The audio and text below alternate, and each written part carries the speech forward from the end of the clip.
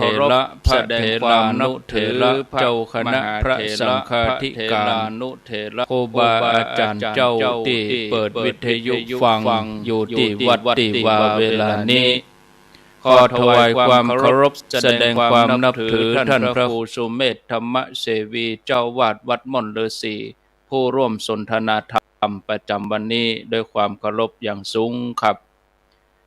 เจริญพรญาติโยมท่านสาธุชนทุกคนทุกท่านมาปะกันแล้วเนอมาปะกันแล้วมาปะกันในรายการสารธรรมยามแลงรายการสารธรรมยามแลงมาปะกันวันนี้เป็นวันพุธที่4เดือนตุลาคมพุทธศักราช2566วันนี้เป็นวันเดือน12เหนือแฮม5ค่ำเดือน12เหนือแฮม5ค่ำพร่ำว่าเป็นวันพุธต้นสัปดาห์เดือนตุลาคมก็เข้าสู่วันที่4วันนี้เอาตั้งหลายจะออกวาสาก็ข้างแถม3ศีลนะถ้าบ่รวมศีลหน้านี่นะถ้าว่านับศีลหน้านี่ตัวก็เหลือแถม4ศีลออกพรรษานี่ในวันที่29ตุลาคมซึ่งเป็นวันอาทิตย์ก็ในเดือนตุลาคมนี่แหละญาติโยมเป็นวันออกพรรษาเอาตั้งหลายเข้าพรรษามาได้2เดือนแล้วญาติโยมท่านผู้ฟังเผลอกำเดียวบ่ได้เหลือแหมเดือนออกพรรษาแล้วญาติโยมเนาะรายการสารธรรมยามแลงมาพบญาติโยมท่านผู้ฟังทั้งหลายเป็นประจำทุกวันพุธเวลาบ่าย3โมงถึงเวลา5โมงแลงวิกรมวัดปากตังเจริญพร้อมกับ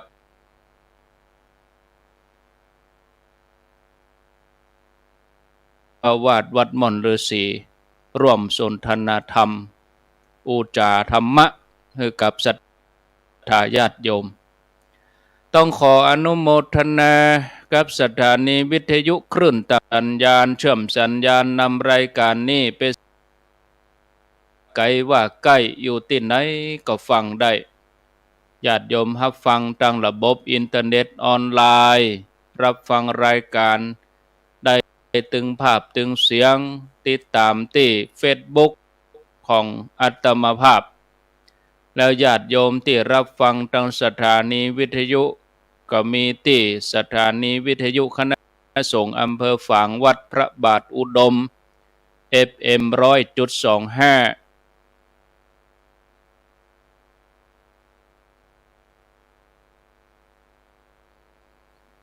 ในเมตตาปรมีธรรมของหลวงพ่อพระครูสุจิตานุรักษ์หลวงพ่อเจ้าคณะอำเภอฝางเจ้าวาดวัดพระบาทอุดมอำเภอฝางอำเภอแม่อายอำเภอชัยปราการญาติโยมรับฟังทางวัดฝ่ายหิน FM 104.50รับฟังได้แม่แตงแม่ลิมสันทรายหางดงสารปี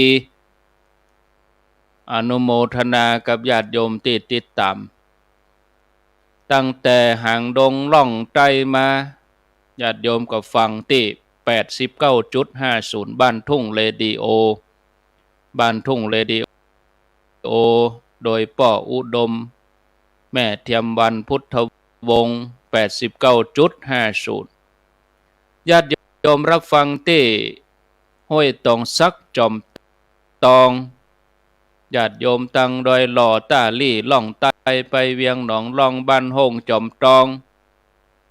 อนุโมทนาญาติโยมรับฟังที่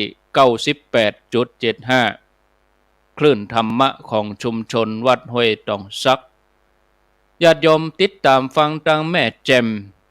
ที่วัดบุพารามตำบลช้างครึ่งอำเภอแม่แจ่มจังหวัดเชียงใหม่โดยหลวงพ่อพระครูมงคลวิสิทธิ์ เจ้าคณะอำเภอแม่แจ่มญาติโยมรับฟังได้หลายพื้นที่ญาติโยมที่ตามรับฟังดังลำปางสถานีวิทยุวิทยสงฆ์นครลำปางตั้งอยู่ที่วัดบุญยวาสวิหาร FM 106.50 ในเมตตาปรมีธรรมของท่านพระมหานพดลสุวรรณเมธีผู้อำนวยการวิทยาลัยสงฆ์นครลำปางแล้วก็ดร.จิรศักดิ์ปันลำผู้อำนวยการสถานีวิทยุวิทยาลัยสงฆ์นครลำปางเจ้าหน้าที่ฝ่ายเทคนิคเจ้าหน้าที่ฝ่ายรายการเป็นที่น่าอนุโมทนาญาติโยมติดตามตั้งระบบ Facebook ญาติโยมพิมพ์ข้อความเข้ามาทักทายอู้จาสนทนาหลายผู้หลายท่านอันนี้ญาติโยมอยู่ตั้งเวียงป่าเป้า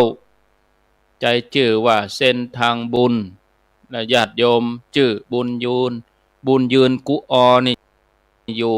แม่แจ่มนะฟังทางวิทยุโดยติดตามทาง Facebook โดยแม่กันตีตามมาจันทาทรตันแม่เรนูชัยวงศ์บ้านร่องดอนใจติดตามฟังที่ฝ่ายหินอยู่ฝ่ายหินคลื่น104.50 สันติธรรมเจียงใหม่วิไลวันมณีวันวิไลพรห้องกูเวียงป่าเป้าอนุโมทนาเกษรตาเปงนวลสิริหินเขียวจันยาฟองแสกแม่เดินเพนทิมบางยุพินหอมมันลาในเมืองชัดเจนดีติดตามอยู่สารปีชัดดีสายฝนจันกุณะสาธุเจ้าวันใหม่บัวตองอิศรีปทุมธาอนุโมทนาปีวันดอนน้อยบ้านดอนป่าช้างมีล้านนากองคำทองคำแม่สรินทิพย์บุญเลิศจันทากองคำมูลแล้วก็มีอัมพรบัวโรยแรงจริงแม่บัวโรยอยู่ฝั่งเหนือเนาะสนองเจริญไซคำสุกัญญาแก้วสุยะแม่จีรพันธ์โมป้อแล้วก็ชิดชบาป่าเมือดอนุโมทนามีบุญยวงอาวรหลายผู้หลายท่านติดตามเข้ามาแม่คริแองวันทิวังเป็นนานเลิงปอยแล้วก็มีหลายผู้หลายท่านเนอะตึงเก่าตึงใหม่เข้ามาอาจจะตักอูบะทั่วก็ขออภัยตัวก็อนุโมทนาเข้ามาทาง Facebook จะได้ก็ติดตามกดถูกใจกดแชร์ส่งต่อไปนะก็ขอบคุณเข้ามาติดตามเข้ามาหมอก10 นาที5 นาทีก็ดีใจพอใจ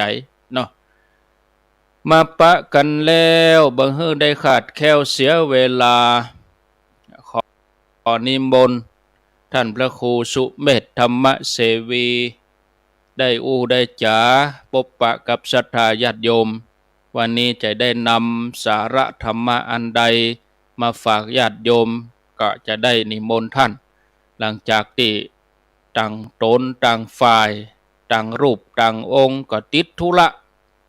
ตรงกับวันพระวันศีลพ่องตรงกิจกรรมพ่องประชุมพ่องอบรมพ่องสารพันหลายอันหลายอย่างเด้อญาติโยมวันพุธนี่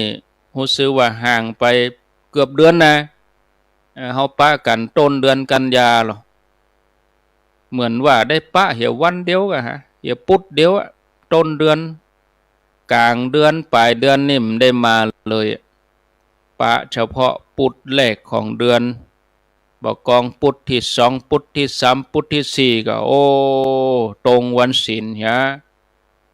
ตรงการตรงงานเหียสะเตือกับอาตมามได้อยู่พ่องท่านพระครูมได้อยู่พ่องเนี่ยบัสะดวกหลายๆอย่างวันนี้ปุดต้นเดือนเริ่มต้นเนาะก็จะเหลือเวลาอยู่ด้วยกันแทมจับประเดียญาติโยม4 สัปดาห์4 ปุด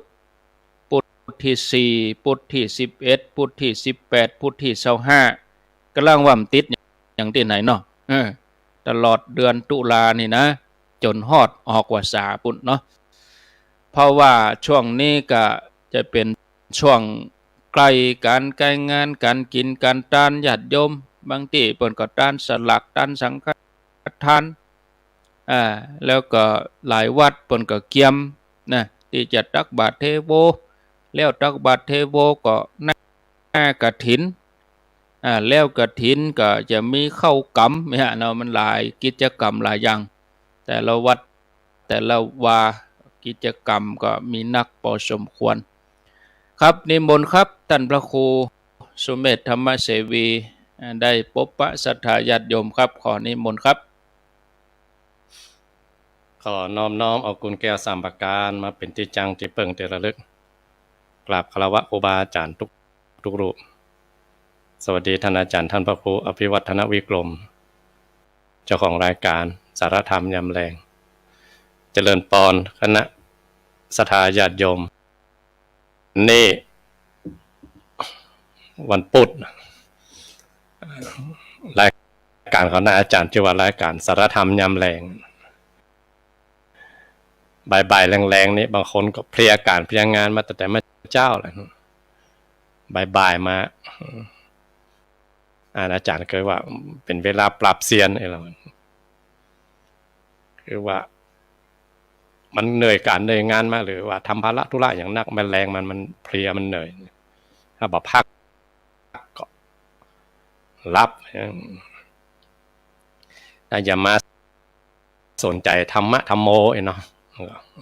ต้องมีใจกันแต่ว่ากันที่จริงเขามาเปิด Facebook ดูหรือมาเปิดก็มีใจที่จะฟังพร้อมที่จะฟังอยู่แล้วสถานีหลายๆสถานีหรือว่ารายการเยอะแยะไปหมดเขาจะเลือกฟังอันใดก็ได้แต่ว่าเขาเปิดใจนอกนั้นเขาเอาสาระอย่างที่เกิดจากการฟัง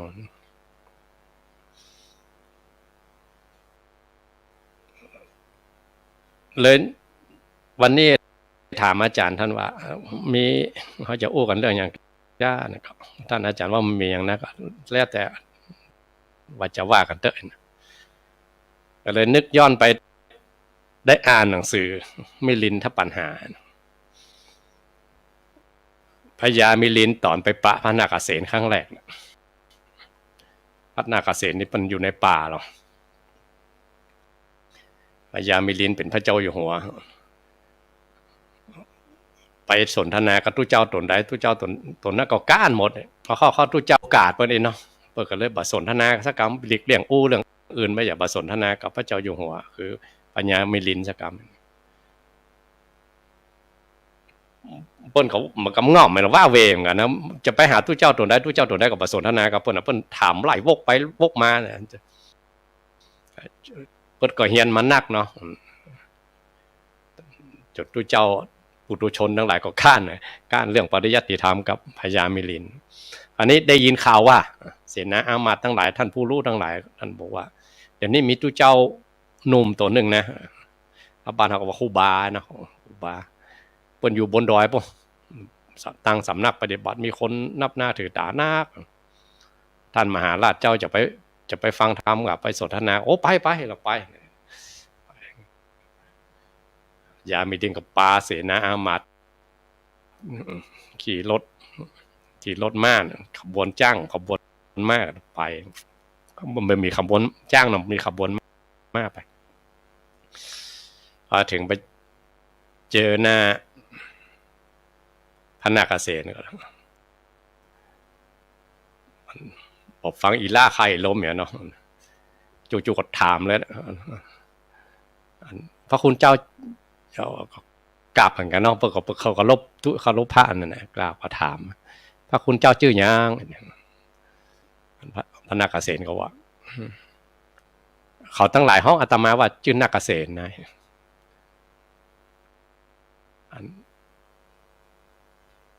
กันนี้พญามิลินก็ลุกขึ้นอีกอ่ะตั้นทั้งหลายเสนาอามาตย์พุทธบริษัททั้งหลายฟังเด้อตุเจ้าตัวนี้นะว่าตามมาเนาะเปิ้นชื่อว่าชื่อนาคเษนนะก็นี่เขาจะถามว่าก็ไล่อาการ32ว่าผมคนเล็บฟันหนังก็เป็นพระนาคเษนบ่จ่ายไล่อาการ32ก็บ่จ่ายธาตุดินน้ำลมไฟก็บ่จ่ายขันธ์5รูปเวทนาสัญญาสังขารวิญญาณก็บ่จ่ายขันธ์ธาตุอายตนะอย่างก็บ่จ่ายสักอย่างก็ดุจี้หน้าแล้วท่านนี้พุทธบริษัททั้งหลายนับถือพระเจ้าเองใดเนี่ยว่าตัวเก่าเป็นพระนาคเษนนั่นแล้วถามมาอย่างเป็นพระนาคเษนอย่างก็บ่จ่ายสักอย่างพระนาคเษนโอ้มหาราชเตียววันมาจากวังมาอินมาเหนื่อยเป็นอย่างนั่งน้องกันนั่งก่อนมาไก่ขนาดนี้ท่านมหาราชมาได้อย่างใดเนี่ยมาไก่ขนาดนี้แดดก็ฮ้อนอย่างคนราชมาพระนาคเษนก็ลุกขึ้นดูก่อนพุทธบริษัททั้งหลายท่านเสนาอามาตย์ท่านผู้เจริญทั้งหลายพระเจ้าอยู่หัวเปิ้นนะเปิ้นว่าเปิ้นขี่รถม้านะคราวนี้เขาจะถามเนอะอันอย่างเป็นรถม้าดุมมันกะล้อมันกะโครงมันกะซี่โครงมันกะพระนาคเษนก็ไล่ไปเป็นยังพระนาคเษนบ่จ่ายอันนั้นก็บ่จ่ายจังพระนาคเษนลุกขึ้นจี้หน้าเนี่ยท่านทั้งหลายมาหลงนับถือพระเจ้าอยู่หัวที่ทงหาว่าทรงทศพิธราชธรรมเนี่ยก็ขี้จุกันหน้ากาขี่รถราชรถมานะ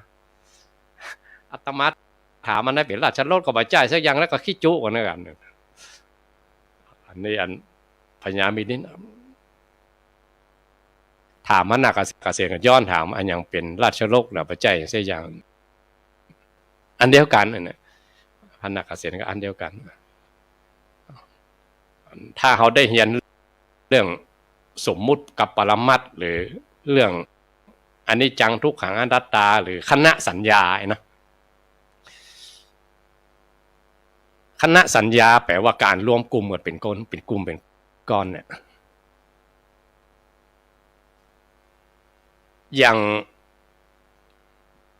ช่างฟิตหรือคนที่ซ่อมรถมันหันรถยนต์เนี่ยประกอบด้วยเครื่องยนต์กลไกสารพัดสิ้นส่วนมันมีกี่ชิ้นเวลามันรู้ที่ไหนไม่ซ่อมเป็นมันเฮียนมาหรอมาประกอบกลายเป็นรถยนต์หรือช่างที่สร้างบ้านสร้างจองสร้างศาลาก็ประกอบด้วยอิฐหินปูนทรายอย่างมาประกอบกับกลายเป็นบ้านเป็นจองเป็นศาลาเป็นวิหารเป็นกุฏิสายตาของช่างมองอันพญามิลินก็แจกแจงว่าที่พระนาคเษนถามว่าอย่างเป็นราชรถว่าเป็นชิ้นมันก็ไปแจ้รถจะได้นำมันรวมเหมือนกันพอมันรวมกันเรียกว่าคณะสัญญามันรวมกันมันกลายเป็นรถนาคเษนก็สมมุติว่าชื่อนาคเษนพอรวมกันมันรวมจากผมขนเล็บฟันหนังเนื้อเอ็นกระดูกอาการ32ธาตุ4ขันธ์5อายตนะมันรวมกันกลายเป็นคนชื่อว่านาคเษนพระนาคเษนแต่ถ้าแยกเอาเป็นส่วนยิบมันเป็นส่วนเดียวมันก็ไปใจแล้วนะมันก็ไปใจเสียอย่างอันนี้ถ้าคนไหนหันอย่างนี้มันขึ้นชื่อว่าทะลุกายหรือหันสติปัฏฐานกายได้แจ่มแจ้งแล้วหันอนัตตาของกายไม่ใช่คิดเอาเดาอ่านเอาสถานนะต้องหันโดยญาณหรือโดยสมาธิหรือโดยปัญญาอันกันกรองหรือฝึกมาอย่างดีแล้วเนี่ยถึงจะหันตัวนี้ได้คิดเอาเดาเอาไผ่ก็ได้เฮียนจบไหมอันใดก็ได้แต่ว่ามันไม่ใช่จะต้องหันชัดโดยสติปัญญาล้วนๆต้องหันชัดโดยการฝึกมาทำซ้ำแล้วซ้ำเล่าจนหันเหมือนกันนายช่างสร้างบ้านหันเป็นชิ้นส่วนของบ้านหันเหมือนกับพญามิลินหันว่าราชรถของตัวเก่าประกอบด้วยอย่างพ้องรวมกันกลายเป็นราชรถหรือหันอย่างพระนาค เสนอันตัวเก่าเป็นผมขนเล็บฟันหนังเนื้อเอ็นกระดูกมารวมกันกลายเป็นชื่อพระนาคเสนแต่ถ้าแตกอย่างเนี้ยคือเรียกว่าคณะสัญญามันแตกอนัตตาก็ปรากฏถ้าอนัตตาของกายปรากฏก็ชื่อว่าได้รู้แจ้งเห็นจริงในสักกายทิฏฐิแล้วคราวนี้ใครจะมีบุญวาสนาในเรื่องมรรคญาณจะบ่มบารมีได้ขนาดไหนก็บอกว่าถ้าบ่มบารมีได้เป็นเรียกว่าขิปปะพิญญาพอถ้ารู้ปุ๊บก็ขาดเลยนั่นนะมรรคญาณเกิดได้ยินหลวงปู่ประเทศนะเวลาวันโกนเนี่ยหลวงปู่จะขึ้นธรรมาสเทศวันพระก็จะนำทุเจ้าพระเนนศรัทธาเวียนเตียนรอบบทสดทุกครั้งจะเทศถ้าคนปฏิบัติหันความเกิดดับทางไหนอยู่กับความเกิดดับทางไหนไปติ๊กๆเนี่ยเวลามรรคญาณเกิดหลวงปู่ท่านบอกว่าสาธุยกกรรมหลวงปู่มันเหมือนฟ้าแม่ประมาณนั้นถ้าเป็นเจือกกับเจือกพุทธโพดกรรมเดียวนะเหมือนทำมีดโกกโป๊กกรรมเดียวขาดเลยนะหลุดเลยนะบ่เมินหลวงปู่ว่านะชั่วคณะจิตถ้าขาดก็ขาดชั่วอนันตการทำมรรคญาณตัดจริงๆแบบปิกมาอีกแล้วแบบกลับมาอีกแล้วต่อกันกับปฏิทินได้แต่ถ้าปุถุชนหันหรือพระโพธิสัตว์เจ้าหันที่กำลังบ่มบารมีหันแบบตัดทางคะคือเข้าไปรู้แจ้งเห็นจริงไปหันละเนี่ยแต่มรรคญาณมาเกิดนั่นถึงจานแรกของโพธิสัตว์เจ้าในเตรับพุทธพยากรณ์จะมีคุณสมบัติอย่างหนึ่งเรียกว่าอรหันตคุณพร้อมหมดเลยนะแบบอรหันตคุณพร้อมหมายความว่ารู้แจ้งหันจริงหมดแต่ว่ามรรคญาณนี่ยังมาเกิดเนี่ยแล้วพระพุทธองค์จะถามนะ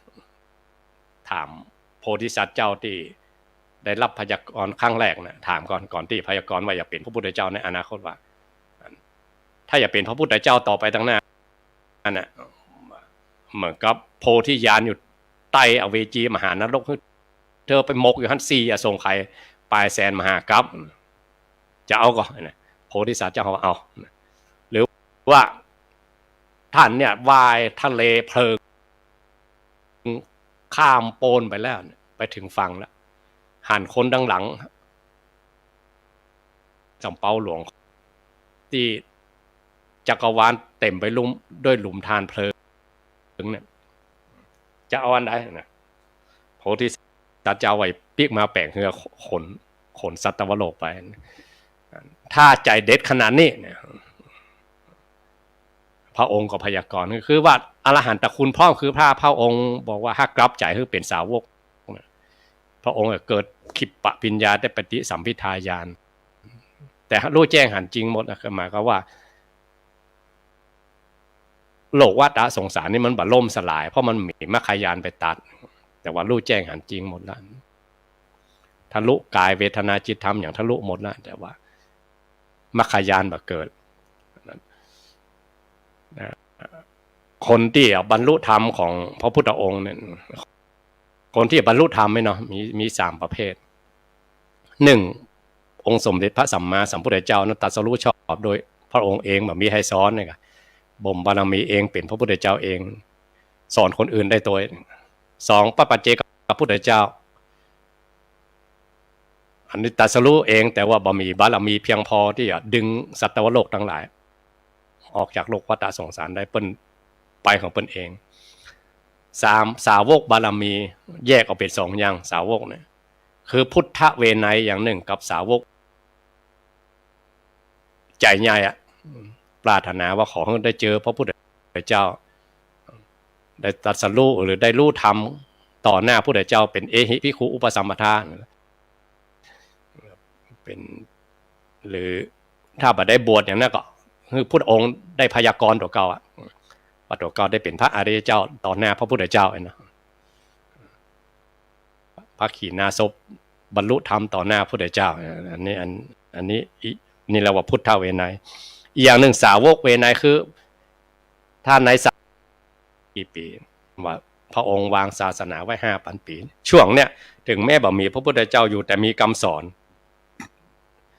สาวกทั้งหลายตั้งหลังเนี่ย อ่านหนังสือเอากันฟังครูบาอาจารย์กันหรือศึกษาห้ำเฮียนจากสำนักต่างๆอันนี้เรียกว่าสาวกเวไนยฟังคำสอนเป็นรุ่นก็อันนี้ก็สามารถไปได้นั้นที่มาเล่าวันนี้เบื้องต้นว่าคนจะได้หันธรรมของพระพุทธเจ้าหรือได้บรรลุธรรมของพระองค์เบื้องต้นคืออย่างคือพระโสดาบันเราบอกว่าเรามาย้อนคำถามไปว่าพระโสดาบันเป็นละอย่างใดได้บรรลุธรรมได้หันธรรมของพระพุทธเจ้า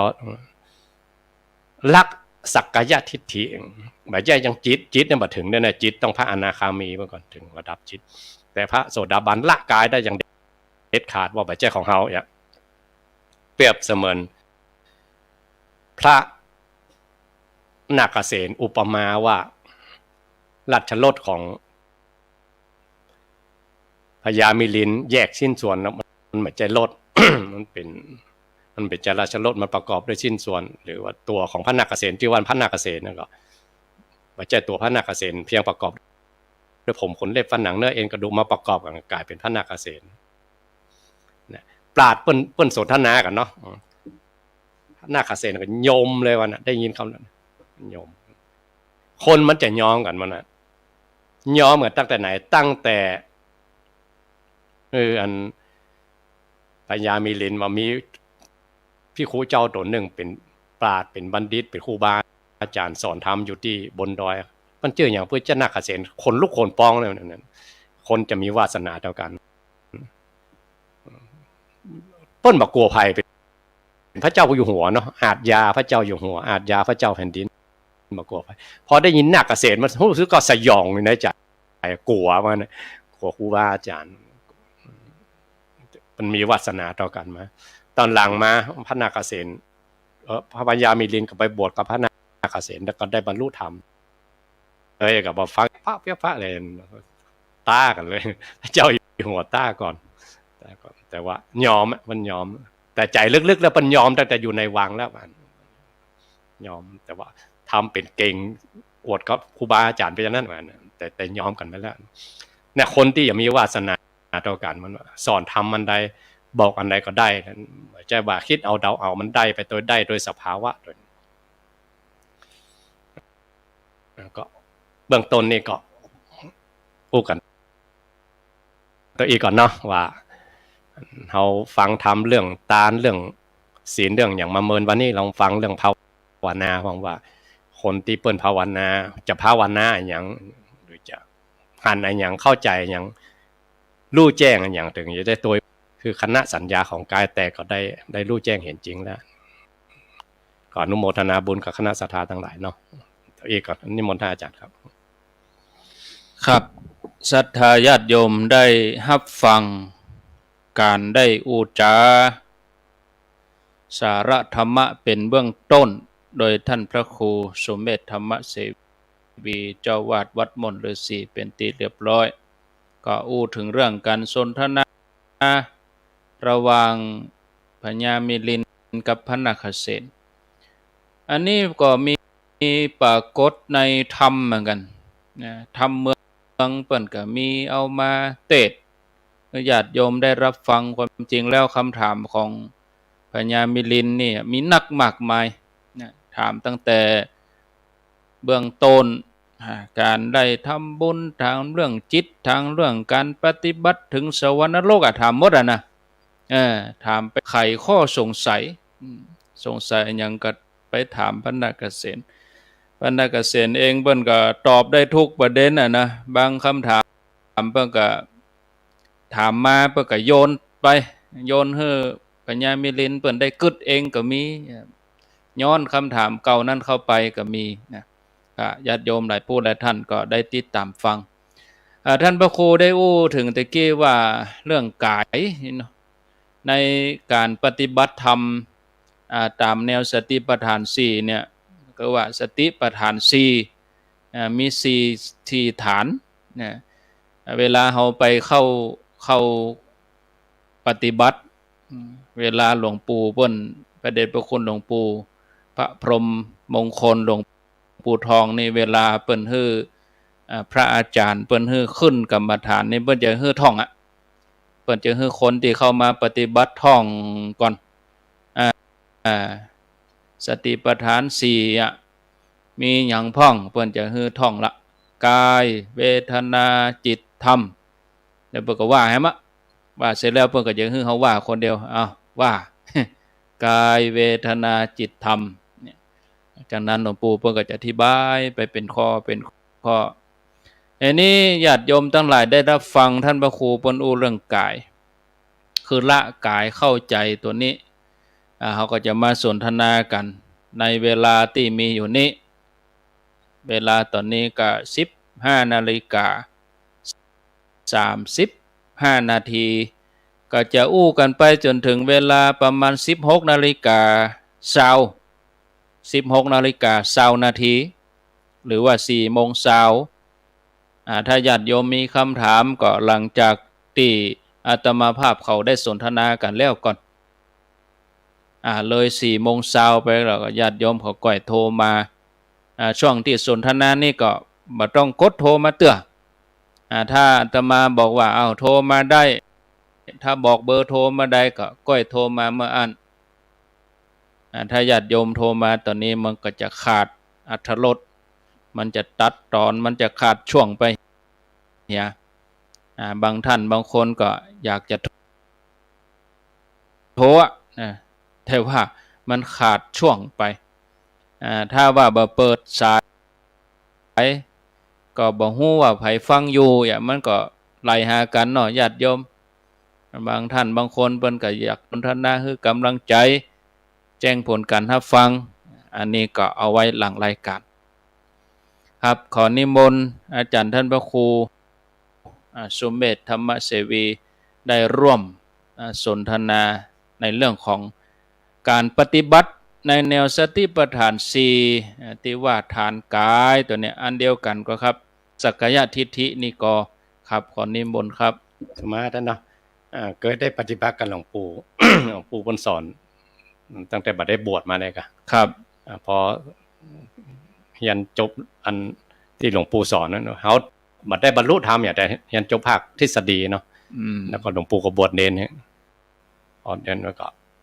ก่อนจะบวชทุเจ้าหลวงปู่ขอให้ปฏิบัติอีกครั้งนึงแล้วก็ได้ฟังแล้วก็ได้ฟังคนอื่นโดยที่เวลาหลวงปู่สอบอารมณ์ก็หลวงปู่สอนเรื่องกายนี่สอนคือดูลมหายใจนี่ก็เป็นกายนะแล้วไปดูที่ต้องก็เป็นกายจากก่อนที่ปฏิบัติหลวงปู่คือกราบสติปัฏฐานก่อนนี่ครับกราบนี่ก็เป็นกายเหมือนกันครับแล้วคือเดินจงกรมนี่ก็เป็นกายเหมือนกันกราบสติปัฏฐานนี่คือกราบจะได้ครับกราบคือเอาสติไประลึกอยู่ที่มือเนี่ยครับถ้าเวลาอย่างเขาทำให้เขานึกถึงกุลแก้ว3ประการเนี่ยอันนี้เป็นพุทธานุสตินะอันนี้คนละประเด็นกันนะถ้ามีสติอยู่ที่มือนี่แบบกราบสติปัฏฐานกายครับกายเนี่ยมีอยู่6หมวด14ข้ออย่าไปเกินพระพุทธเจ้าวันเนอะแล้วอย่าไปโลดของพระองค์เพิ่นมีตัวเอี้ยคือสมบูรณ์สัมปันโนพร้อมอยู่ที่เอี้ยเอาอ่านพระสูตรหรืออ่านธรรมบทหรืออ่านธรรมวินัยหรือเนี่ยเขาจะหันว่าสมัยพวกพุทธองค์สมัยที่พระองค์ยังตนยังองค์อยู่นะคนที่ไปบรรลุธรรมอาจจะบัดได้หมดเสี่ยงหมดนี่นะแจ้งข้อใดข้อหนึ่งอย่างอื่นก็แจ้งหมดเนี่ยมีหลายเรื่องที่เขาเคยสนทนากันเนาะบางคนหันอาการ32บางคนหันกระดูกอย่างเดียวเนี่ยหรือพระถ้าพระมาระบุตะโกนหัวเกศาผมอย่างนี้ก็ไปเลยนะพระมหากัจจยนะกับผมอย่างเดียวเนี่ยมันจะนักแต่ว่ามันก็ถ้าอุปมาว่ามันก็ตักน้ำใส่แท่งเนาะเขาใส่พ่มมันมาเต็มเพราะเขาแบบได้ตักไว้ก่อนครับท่านหมูนั่นมันก็มันเต็มอยู่โล่นอยู่แล้วใส่น้ำจ้อนเดียวก็เต็มโล่นแห้งได้มีของเก่าหันแล้วของเก่านะครับพระองค์ตรัสเรื่องสติปัฏฐานกายมีอยู่14ข้อ6หมวดเอา1ไว้ข้างหลังเด้อแปลว่าสำคัญทุกข้อกับ6หมวดครับลมหายใจ1อิริยาบถใหญ่1อิริยาบถย่อย1อาการ32 1ธาตุ4 1แล้วก็ไปครับเอาอันใดอันหนึ่งอันไหนแจ้งหันจริงเข้าใจทั้งหมดเอากูข้อเลยก็ได้แล้วก็มาประมวลเอามาประมวลอันใดที่ถูกกับตัวเก่าเนาะแล้วจะไปเกินเลยกว่านี้แล้วจะไป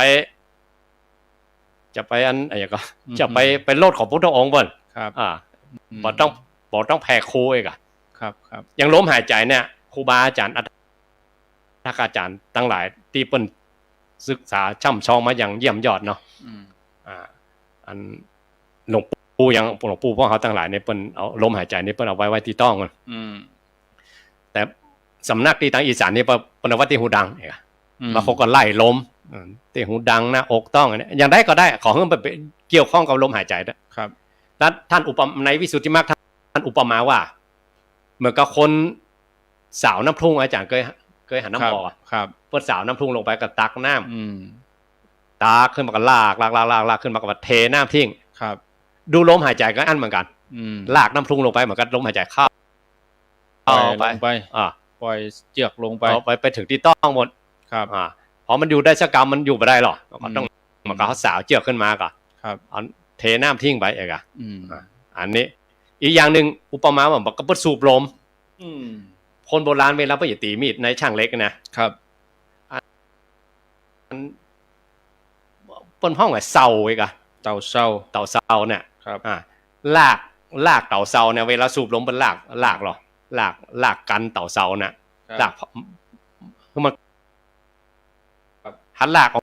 กมาสั้นเนี่ยอันนั้นดูลมหายใจสั้นยาวอย่างไรก็ได้กันในห้องปิดอยู่อุปมาว่ามันก็สาวน้ำพุ่งก็ได้อุปมาเหมือนกับคนที่เปิ้นสูบลมสูบลมตีเล็กลมนี่ไปเป่าถ่านนึงมันร้อนเนาะ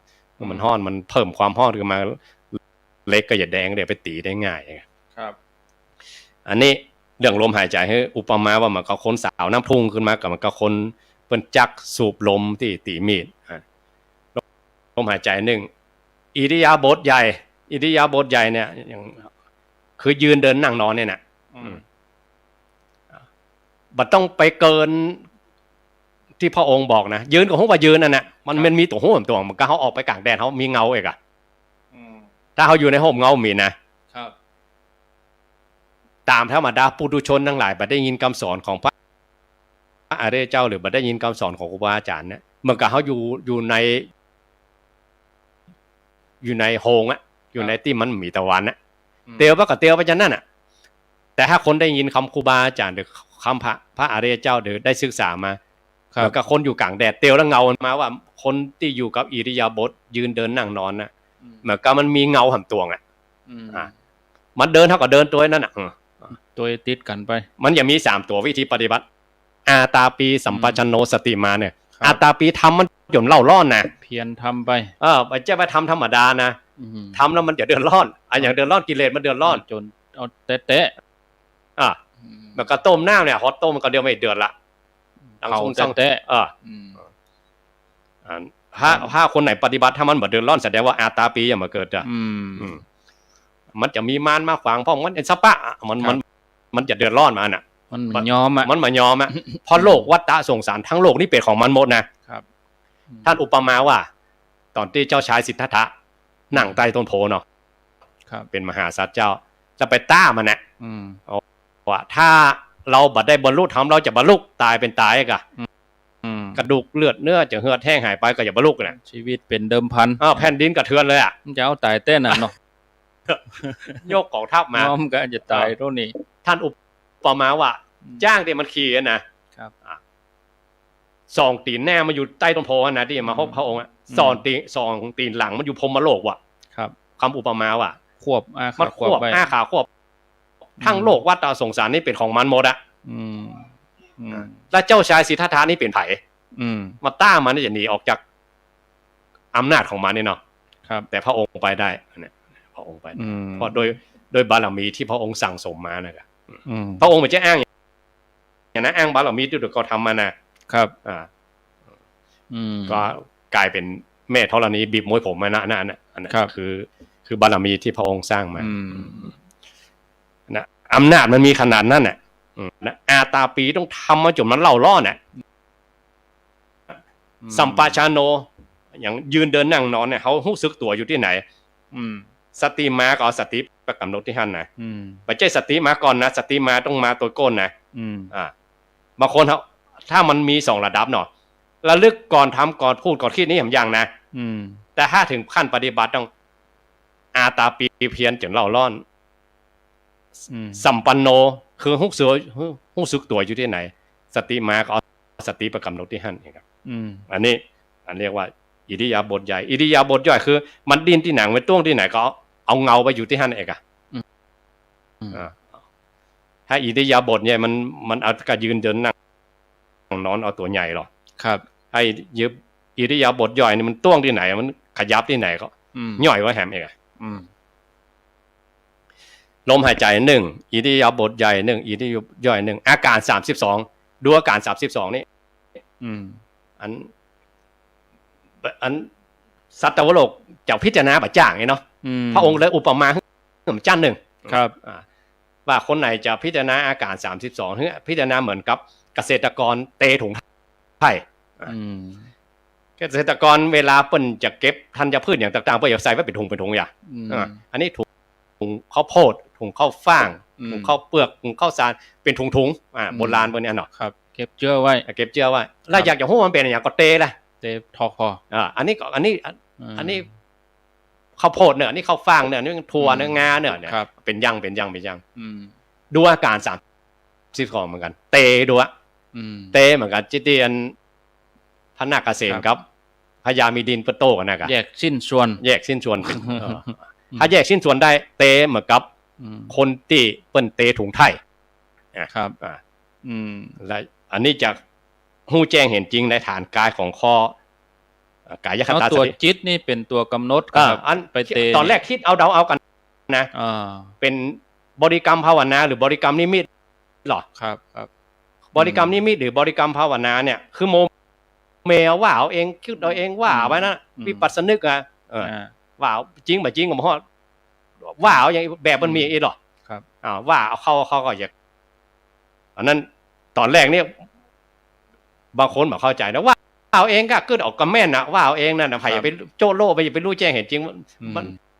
นั่นหมู่ตัวพุทธเจ้าไปละหมู่ขีปะพิญญาเพราะองค์บอกออกไปเลยอันนั้นอย่างแต่พวกเขาตั้งหลายต้องสั่งสมอย่างเนี้ยมันต้องฝึกต้องฝึกเอาต้องเรียนรู้ฝึกเตะเตะร่างกายนะเตะว่าแยกกับเป็นส่วนว่าอันนี้ผมเนื้อนี่ขนเนื้อเล็บเนื้อฟันเนื้อหนังเป็นตีถึงอวัยวะถึงภายนอกภายในเนาะอาการ32ตัวมาแหละเนาะเตะพอเตะปุ๊บคณะสัญญาของกายนี่ไม่แตกจะหันความว่างของกายนี่อันนี้ดูความบะมีหยังนะความมีหยังนะครับอันนี้อาการ32ธาตุ4ดินน้ำลมไฟพอดูอาการ32เมื่อเข้าอาการ32นี่กลายเป็นธาตุ4ดินน้ำลมมือข้างงัวอยู่กลางแยกงัวเป็นตัวนะครับพอนายโคขาดพร้อมลงมือข้างงัวเราไปขายจี้เนี่ยค่ะแบ่งปุ่นล่ะแบ่งปุ่นงัวทั้งตัวหายหมดอ่ะมีความเป็นงัวละเมแล้วอันนี้กลายเป็นจิ้นหลับกลายเป็นจิ้นแข็งกลายเป็นจิ้นนั่นไปเป็นปุ่นครับถ้าคนไหนดูธาตุ4ดินน้ำลมไฟแบ่งร่างกายออกเป็น4ส่วนนี่นะครับส่วนนี้เป็นลมเนอะที่เป็นดินอันนี้เป็นน้ำเลยนะเวลาเขามาซื้อเขาจี้ว่าเอางัวให้เราเนาะไปซื้องดของจี้นี่เนาะจิ้นกิโลต่อใดกระดูกกิโลต่อใดเนี่ยเครื่องในก็เอาติดดุกก็เอาหนังเอาอย่างนี้นะช่างผู้ชำนาญจะฮู้แล้วพอลูกค้าบอกอย่างไรก็จัดปาดตัวนั้นออกมาเลยจัดให้เลยเองอ่ะคนไหนจะดูธาตุ4คือดูเหมือนนายโคขาดพร้อมลงมือข้างงัวแยกเป็นอย่างนั้นแยกเป็นอย่างนั้นคือตัวนี้ที่อาการ32นี่คือมันจะเป็นรวมกันเป็นธาตุ4มันเป็นลำดับขั้นไปแล้วอันใดนักอันใดเบาอันใดเป็นน้ำอันใดเป็นลมเนาะครับดินน้ำลมธาตุ4อาการ12ธาตุ4ครับข้อสุดท้ายคือมาดูร่างกายว่าการเกิดเนี่ยว่าคนเขาเกิดมาครั้งแรกเนี่ยธาตุดินของพ่อผสมกับธาตุน้ำของแม่เป็นกาละละ1กาละละ1ใหญ่ขนาดไหนเพราะว่าอุปมาเหมือนขนจามรีนะจุ่มลงในน้ำมันสลัด7ครั้งครับอันนั้นน่ะถ้าสมัยนี้ก็กล้องส่องกันเนาะครับหันน่ะยากกว่าครับกาละละนั้นโดนธาตุไฟของแม่เคี่ยวก็ ร่างกายของแม่นะหล่อเลี้ยงให้เจริญเติบโตนะกลายเป็นอัมพุทะเนี่ยครับอัมพุทะนี่เหมือนกับตะกั่วที่มันหลอมมันจะแบ่งตัวกันหรอครับนักวิทยาศาสตร์สมัยนี้เป็นหู้นะอันนี้เป็นหลักฟิสิกส์โลนี่กันละเนี่ยไม่ใช่หลักชีวะชีววิทยาโลนี่อันนี้เขาไปเจ้าว่าเองนะพระองค์สอนด้วยในสติปัฏฐานกายนะครับเพราะเป็นอัมพุทะกายเป็นคันนะ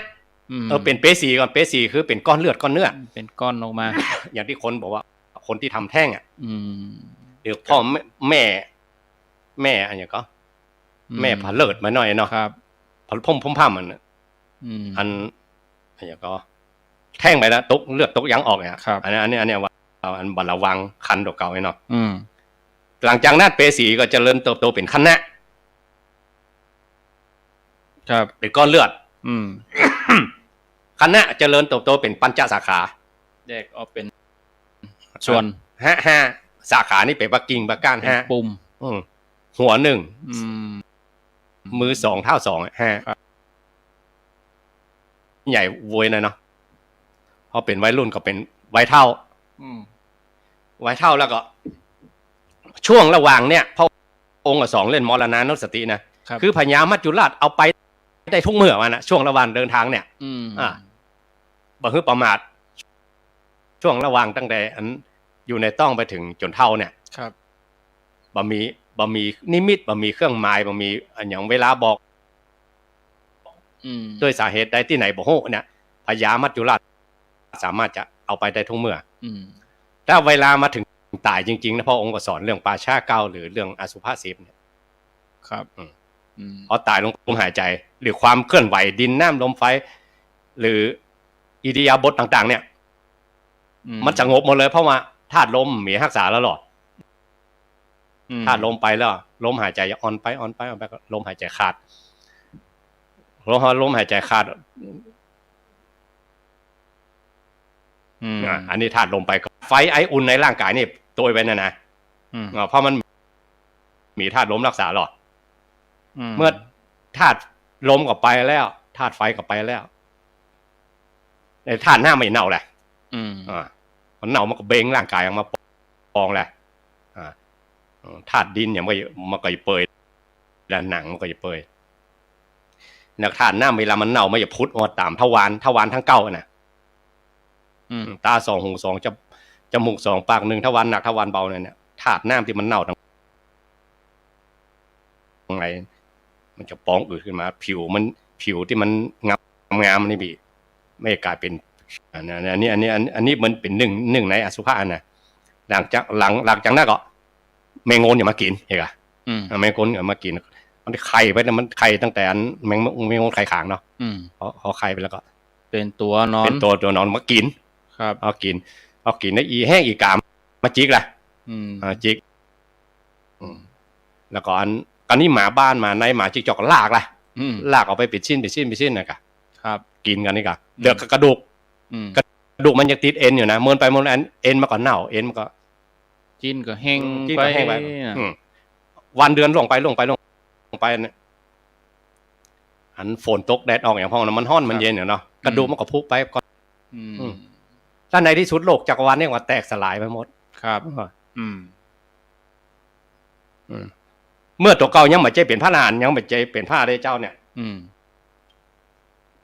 มันมีเชื่อถ้าพระอรหันต์เพิ่นมีเชื่อมันไปแล้วหรอเชื่อนี่ตัวใดไปตัวจิตอ่ะตัวจิตที่มันกายบ่มีแล้วอย่างบางคนเขาว่าความจำมันอยู่ที่ไหนตั้งหมอตั้งแพทย์นี่เพิ่นว่ามันอยู่ที่สมองนะแต่ในศาสนาพุทธเพิ่นว่ามันบันทึกอยู่ในสัญญาบันทึกอยู่ในจิตตัวไปเกิดชาติใหม่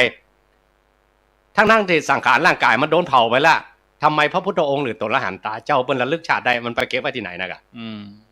กายบ่มีแล้วกายมีแล้วมันไปเกิดใหม่อ่ะเปิ้นยังย้อนได้อ่ะพระองค์ยังย้อนได้แสดงว่ากายมันเหมือนจะบันทึกไว้นะมันไปบันทึกที่จิตตัวเพราะกายมันโดนเผาไปก็ครับแต่ละชาติมันโดนเผาหมดอ่ะแต่นักวิทยาศาสตร์สมัยนี้เปิ้นยังคิดไปบ่ถึงไงกะบ่ถึงตัวนั้นบ่ถึงปัญญาของพระพุทธเจ้าตัวนั้นขนาดนั้นครับพระอรหันตาเจ้าพระปัจเจกพุทธเจ้าพระพุทธเจ้าเนี่ยเปิ้นไปกับมดเปิ้นมีเชื่อที่มาเกิดอย่างพวกเฮาทั้งหลายเนี่ย มันมีเชื่อที่ว่าอาสวะกิเลสต่างๆเครื่องมักดองในสันดานมันก็ไปเกิดใหม่แหละครับที่เกิดของมันมีอยู่31จั่นมัน5จั่นนั้นสงวนลิขสิทธิ์สำหรับพระอนาคามีนะจั่นอวิหาอัตตปาสุทัสสาสุทัสสีอาการนิถาผม5จั่นเนี่ยนะครับนั่นจะเปลี่ยนไปอย่างเดียวนะอนาคามีแปลว่าอรูป4ภูมิ11มนุษย์1อบายภูมิทั้ง4เนี่ยจะเวียนกันอยู่เนี่ยบ่ฮู้จักจบบ่ฮู้จักเสี่ยงอีกอ่ะแต่ครูบาอาจารย์เพิ่นสอนว่าเวลาเหมือนกับมันละลายอย่างเข้าไปในดินนั่นเนาะไม่ไปเกิดใหม่ให้เขาเหมือนกับเขาสมมุติว่าเขาเข้าไปในต้องแม่อย่างเก่าเองอ่ะครับไปเปลี่ยนกาละใหม่จะเริ่มเติบโตเป็นอัมพุทธะเป็นเปสีเปคันนะเป็นปัญจสาขาเป็นตัวอ่อนเกิดออกมาเป็นทารก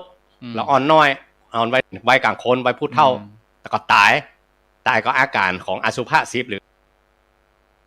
พอตายแล้วไปเกิดมาอีกเนี่ยเป็นห้องว่าวัตตะตัวนี้ตัววัตตะ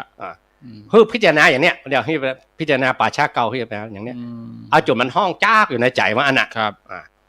ว่าบ่จะเกิดอีกแล้วเพราะเกิดมาได้ก็ตายเกิดไม่ได้ก็ตายอีกอ่ะพิจารณาอยู่ร่ำไ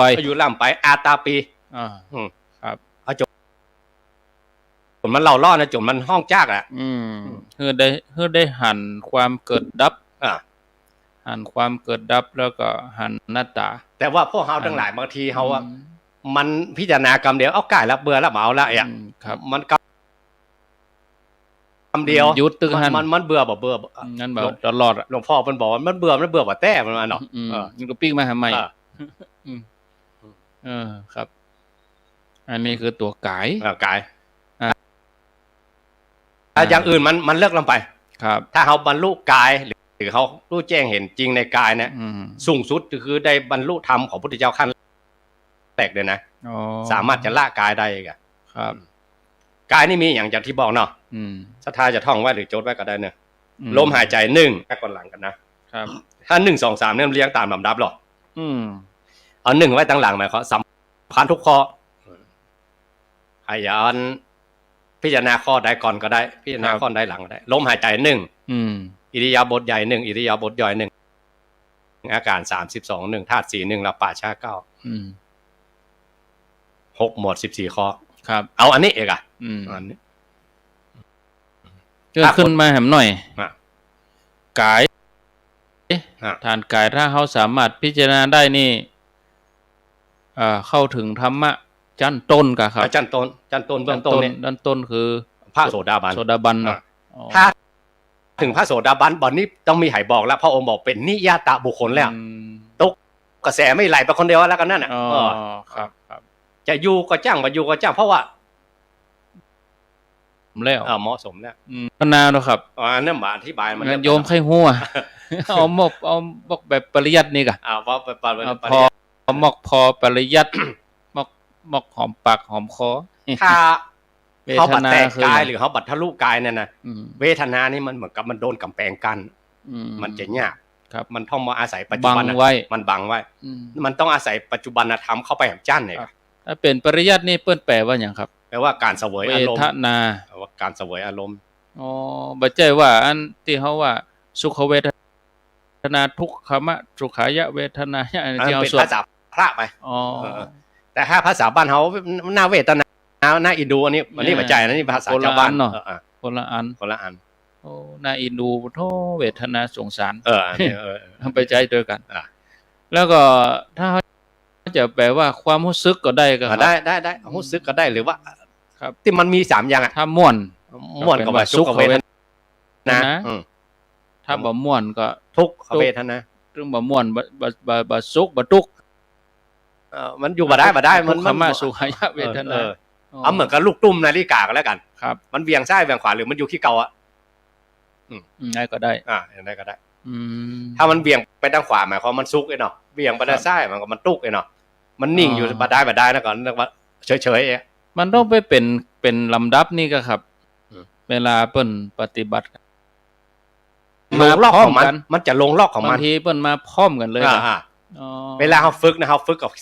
ฝึกตามลำดับไปก่อน ครับ แต่เวลามันจะเข้าใจหรือมันจะรู้แจ้งเห็นจริงเนี่ย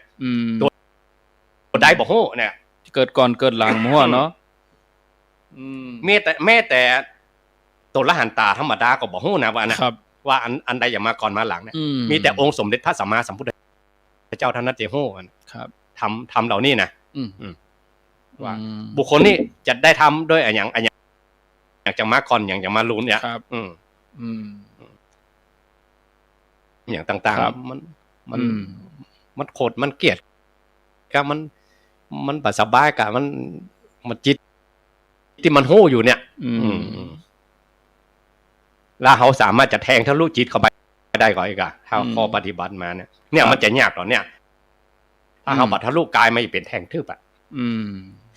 เขาบอกเข้าใจมันไปอยู่หำจ้านอ่ะมันก็เขาส่องกับโจกเนี่ยเขาว่าเขาหันแล้วนะมันแม่นแล้วนะปัจจัยเขาไปเปิดกับโจกมันเป็นเขาไปอยู่ดังนอกเขาแต่ก็คิดเอาเดาเอาเองอ่ะมันเลิกมันถูกกัดหายบังไว้ครับถ้าคนทำกรรมฐานหรือคนประพฤติปฏิบัติบางทีเปิดประตูเปิ้นอันนี้เคยพัดตินไว้โกงเนี่ยเขาเปิดประตูบินโอ้โลกนี้กว้างขวางกว้างใหญ่ไพศาลแต่มันไม่ได้ละแต่มันมีเชือกมัดไว้อยู่มันก็ลากเข้ากรงอย่างเก่าปุถุชนเหมือนกันเวลาปฏิบัติไปนะมันเหลื่อมมิติมันเหลื่อมอันนั้นครับมันแวบเข้าไปมันแวบเข้าไปแต่ตัวเก่าไม่ได้ละกิเลสด้วยอีกอะมันก็ดึงปิ๊กเพราะนั้นในอริยสัจเนี่ยนิโรธถึงมาก่อนมากนะครับพอปฏิบัตินิโรธรู้แจ้งเห็นจริงมาก่อนคือเพื่อนถึงไปจีมก่อนครับแล้วไปอยู่ก็ได้ปิ๊กมาก็มามักจะเดินไม่ลูนจะไปสลับข้อของพระองค์มันเนอะถ้าคนไหนได้รู้แจ้งเห็นจริงในธรรมของพระองค์แล้วบัดเจ้าจะบรรลุธรรมด้วยนะต้องปิ๊กมาเตียวของใหม่นะแล้วมีก็ที่คนที่ว่านิโรธเกิดแล้วไปเลยมีท่านว่าพวกทิพย์วิญญาณทั้งหลายนั้นมีก็แต่ยังสมมติอย่างรุ่นเฮาเนาะครับเปิ้นจะขึ้นไปจีมก่อนมานะพอปฏิบัติไปด้วยแวบไปเลยครับแวบไปเลยแต่ว่าอยู่ไม่ได้เหมือนกับเปิดประตูแล้วจักครับปีเข้ามาอย่างกับปิดประตูอะคุณยังไปบ่ได้คุณบ่ใจเจ้าของคุณมีสิทธิ์อะคุณต้องละกิเลสก่อนเองอะต้องฝึกให้มันหนักอยู่ต้องครับตัวธรรมนี่คืออันเดียวกันกับธรรมะก็ครับอันเดียวกันธรรมะทุกอย่างจะเกิดแต่ถ้ารวมมาเพิ่นเรียกว่าขันธ์ธาตุแต่ถ้ามันแยกในหลังมาติกานะเพิ่นจะเรียกว่าวิปัสสนาภูมิครับเรียกว่าปัญจขันธารูปขันธ์นะมันจะมีขันธ์5อายตนะ12ธาตุ18อินทรีย์22เนี่ยถ้าคนไหนพิจารณาหมู่นี้เรียกว่าพิจารณาฐานธรรมเนี่ยมันจะเลิกไปมันปิดซับไปแล้วครับแล้วที่บทที่เปิ้นว่าผู้ใดเห็นธรรมผู้นั้นเห็นเราคือธรรมตัวนี้ก็อันเดียวกันเนี่ยกายนี่ก็แม่นเนาะนี่พระวักกะลิเหรอพระวักกะลิเปิ้นหันพุทธเจ้าประกอบด้วยมหาปุริสลักษณะ32ประการครับอนุปัญญัญชนะ80เนาะมงคล108ที่ฝ่าเท้าเนาะบ่ใจเมาแบบราคานะลงไหลในรูปของพระองค์ครับว่าพระองค์เป็นคนที่งามที่สุดเองในศาสตร์บ่มีใครเต่าแล้วในโลกในจักรวาลเนี่ยครับเบิ่นพระองค์ไปกรุงบาทเลยเนาะหลายวันหันเดี๋ยวสักเดือนพุทธองค์บัดได้หันถึงวันครับก็ไปบวชไปนั่งพอพุทธเจ้า1 วันนี่ก็ที่ไปบวชนี่พ่อนี่เนาะก็ไปใครเป็นนั่งหันไปดูหันพุทธเจ้าประกอบด้วยมหาปุริสลักษณะนี่ก็ครับพอถึงแก่กล้าเต็มที่เนาะพุทธานุสติเหมือนแก่กล้าเต็มที่ก็ครับพระองค์ก็ไล่ละจะมาดูพระองค์อย่างแม้แต่จับชายจีวรกับมหาพระองค์ได้ก็ครับพวกเขาทั้งหลายจะไม่ใช่ไปโดนหน้าผาบ่มีโตนพิญญาอยู่สมัยนั้นมุ่งแต่พุทธเจ้าอย่างนี้ขอพุทธเจ้าเป็นที่เพิ่งที่ระลึกอย่างนี้พระองค์ฉายรัศมีมาก็ได้บรรลุธรรมเลยครับอันนี้เป็นพุทธานุสติครับผสมกับมรณะอนุสติเรียกว่าอารักขกรรมฐาน4นี่ก็ไม่ใช่ให้มันดีเราต้องมีของเก่าตัวแล้วก็กลัวจะได้ปะเนาะบุญต้องสมกันจะอาจารย์ถ้าบัดได้บรรลุธรรมเนี่ย อย่างเขาเราว่า ถ้าเราได้อันพระญาสากุลบุตรเนี่ยนะชาติก่อนเพิ่นเป็นสัปเหร่อเพิ่นหันนะหันกายนะแต่บ่มีพระพุทธเจ้าเลยก็สร้างสมมาหั่นแล้วถ้ามีพุทธเจ้าบังเกิดขึ้นพระองค์จะสามารถจะดึงจิตของสัตว์โลกออกจากโลกวัฏสงสารได้ดอกครับแต่ถ้าบ่มีพระพุทธเจ้าบังเกิดขึ้นเนี่ยแหงมันนักแหงของโลกวัฏสงสารมันนักมันดึงออกมาได้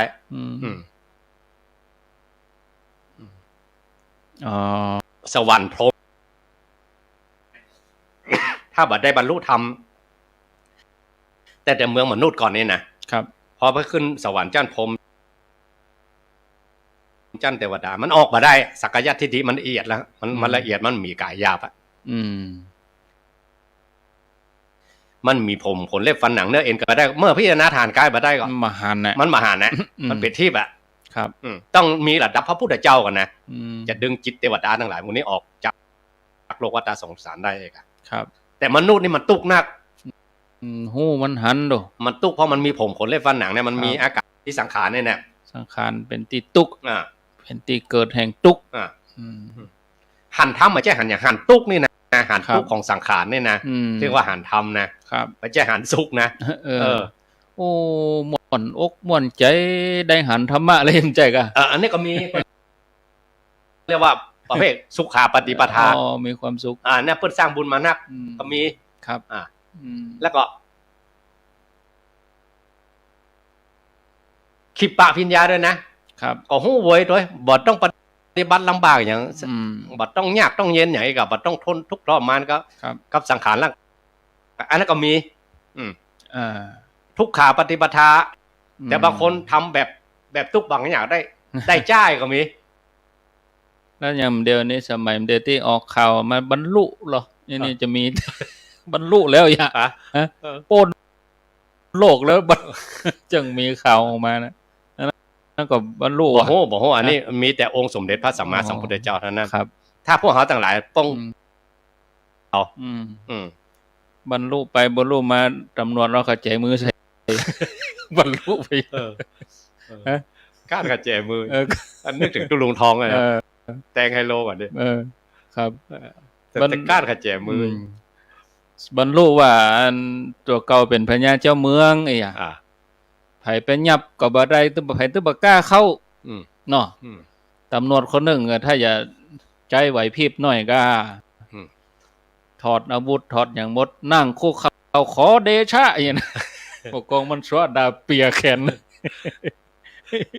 ถ้าไผมาจะประหารชีวิตหมดอีนี้ไผเข้ามาจะประหารชีวิตหมดตำรวจคนหนึ่งก็เลยนั่งคุกเข่ายกมือไหว้ขอเดชะอย่างอ่ะสวดดาบกับเปียเลยน่ามีเห็นต่อนะว่าตุลุงทองมันไล่มีดไล่ฟันเบิ่นน่ะครับไผเข้าหามันยิงปัดผีบ้าเนี่ยมันมีใบประกันได้ใบเบ่งใบเบ่งเดี๋ยวตำรวจจัก2ใบมันมีใบเดียวนี่มี2ใบได้ยอมอ่ะยอมมันลูกพี่ตุลุงป่นจังเนาะจังอูจังจ๋าอันนี้ก็ญาติโยมได้รับฟังไปเกี่ยวกับการปฏิบัติจะได้นั้นเขาก็จะไปละต้องมีครูบาอาจารย์ได้ชี้แนะบอกกล่าวแนะนำถ้าเขามีพื้นฐานมาแล้วเขาก็เอามาปฏิบัติมีครูบาอาจารย์ตัวถ้าเขาปฏิบัติโดยคนเองมันสงสัยอย่างบ่ฮู้จะทำไผบางทีสงสัยไปกับปฏิบัติไปก็จะเข้าป่าเข้าโคไปติ๊กๆนะจะเอาตัวเก่าเป็นผู้บรรลุนะมันจะลำบากแล้วมีอีกอย่างหนึ่งว่าคิดมีครูจะอุ่นใจยังครูบาอาจารย์ยังมาจ่วยนะเอกมาเข้าถึงในฝันเป็นไปจ่วยถึงขนาดนั้นประคับประคองเบิ่งให้เฮาได้ออกนอกลู่นอกดังนอกรีดนอกร้อยมาไปมาได้เพราะครูบาอาจารย์เพิ่นวางกรอบไว้หรอกวางไว้แล้วฟันอย่างจะเพี้ยนๆเนี่ยครูบาอาจารย์มาแล้วเนาะบ่ไว้เปิ้นอย่ามาภาษาทุเจ้ากรรมฐานว่าครูบาอาจารย์เพิ่นคุมไม่อยู่เลยครับแต่บางทีถ้าปฏิบัติถ้าว่าบ่มีครูบาอาจารย์นี่มันจะหลงเนาะมันหลงก็จะได้สำคัญตัวเองไปอย่างเงี้ยแล้วก็ปะคนอื่นเขาไปอู้เขาอู้หยังเขาบ่เข้าใจเขาจะว่าเฮาแถมเนี่ย ในกัลยาณมิตรสูตรเนาะ ครับ พระอานนท์เปิ้นลำพึงในใจนะ อืม เพราะว่าพรหมจรรย์เนี่ยหรือการประพฤติปฏิมาจะช่วยพรหมจรรย์ของเขาได้เกินนึงละ อืม แล้วก็เปิ้นหาคำตอบไปได้ว่าไม่จะถูกหรือผิดก็บ่ฮู้ ครับ ก็ไปถามพระพุทธองค์ว่า อืม ข้าพระพุทธเจ้าคำนึงอยู่ในใจอย่างเนี้ย อืม ว่าถ้าเขามีครูบาอาจารย์ หรือมีกัลยาณมิตรที่ดีนะจะสามพุทธเจ้าจะถูกก็พระองค์ว่าอย่าพึงกล่าวอย่างนั้น น้ำใจเตือกอะ อย่าพึงกล่าวอย่างนั้นก็แปลว่าบ่ถูก อ๋อครับ กัลยาณมิตรคือทั้งหมดของพรหมจรรย์นี่ ตึงหมดเลย ถึงหมดเลย บ่ใจเกิงเที่ยวนะ แล้วพระองค์ก็อุปมาว่าเหมือนกับตะวันมันออกที่ตะวันออกเนาะ ครับ ฮิรัญญารุณกับว่าแสงสีเงินไม่ออกมาแล้วบ้านเฮาว่าตีฟ้ายกเนาะ แสงเงินแสงทอง แล้วก็ภาษากลางว่าฟ้าสาง ครับ ตำพารุณแบบว่าอรุณสีแดงไม่ขึ้นมาแล้วดอก อืม เป็นนั้นแน่นอนว่าตะวันไม่จะขึ้น ต้องขึ้นแน่อะ มันเป็นอย่างอื่น อืม แน่นอนว่าต้องไปได้บรรลุธรรมมันเนี่ย ครับ บ่เป็นอย่างอื่น อืม อ่า อ๋อ เป็นอย่างนั้น นั่นสิต้องมีครูอีกอะ ครับ แต่ถ้าเขาจะเดินทางจ้ามหน่อยเนาะ อืม เขาทำแบบศีรษะเจ้าบ้านทำแบบบ้านใต้เมืองเหนือนะตาลศีลภาวนาทำแบบสัมปันโนทำแบบหน้ากระดานไป ครับ ทำแบบเรื่อยๆไปเรียงๆอีกก็ได้ อืม อืม ปอเป็นเหตุเป็นปัจจัย เป็นเชื่อไป หมอกเป็นเจื้อไว้ อันนี้พานปัจจโยไปอ่ะอันนี้ก็ได้อีกก็ได้ ครับ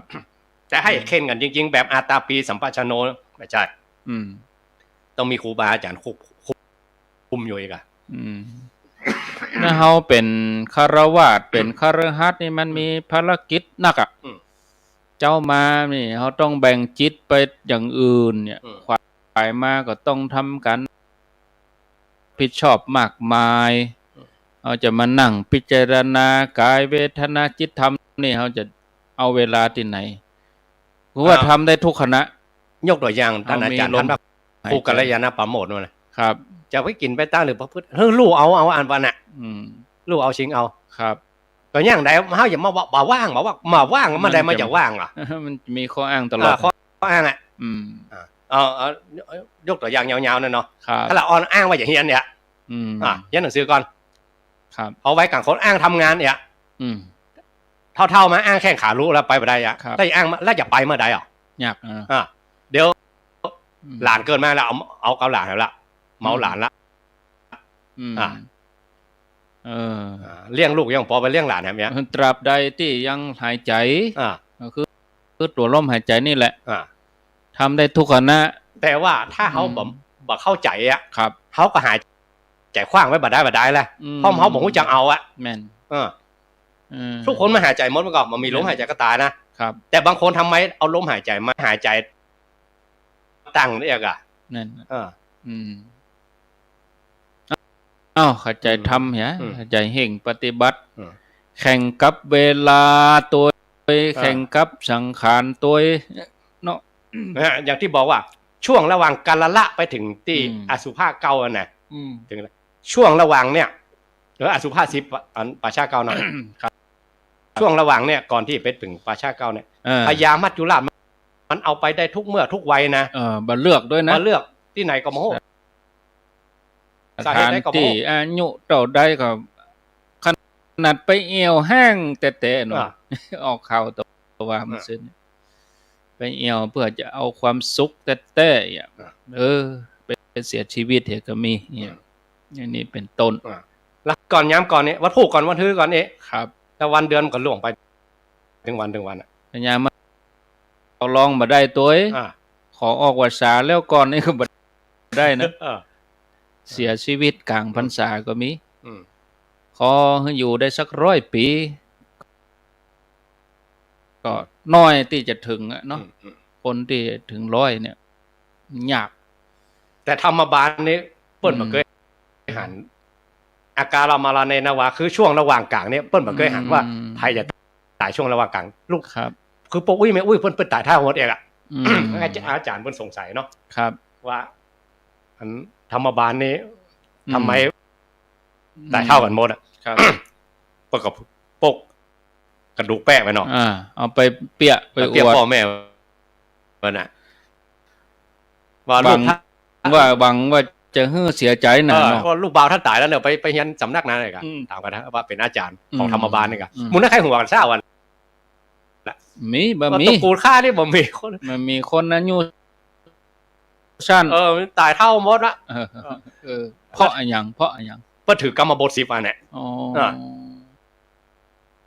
นะฮะคนไหนอยากจะอายุยืน ถือกรรมบทคืออย่างไรครับ กายกรรม3วจีกรรม4มโนกรรม3ถ้าคนไหน อืม เป็นถือกรรมบท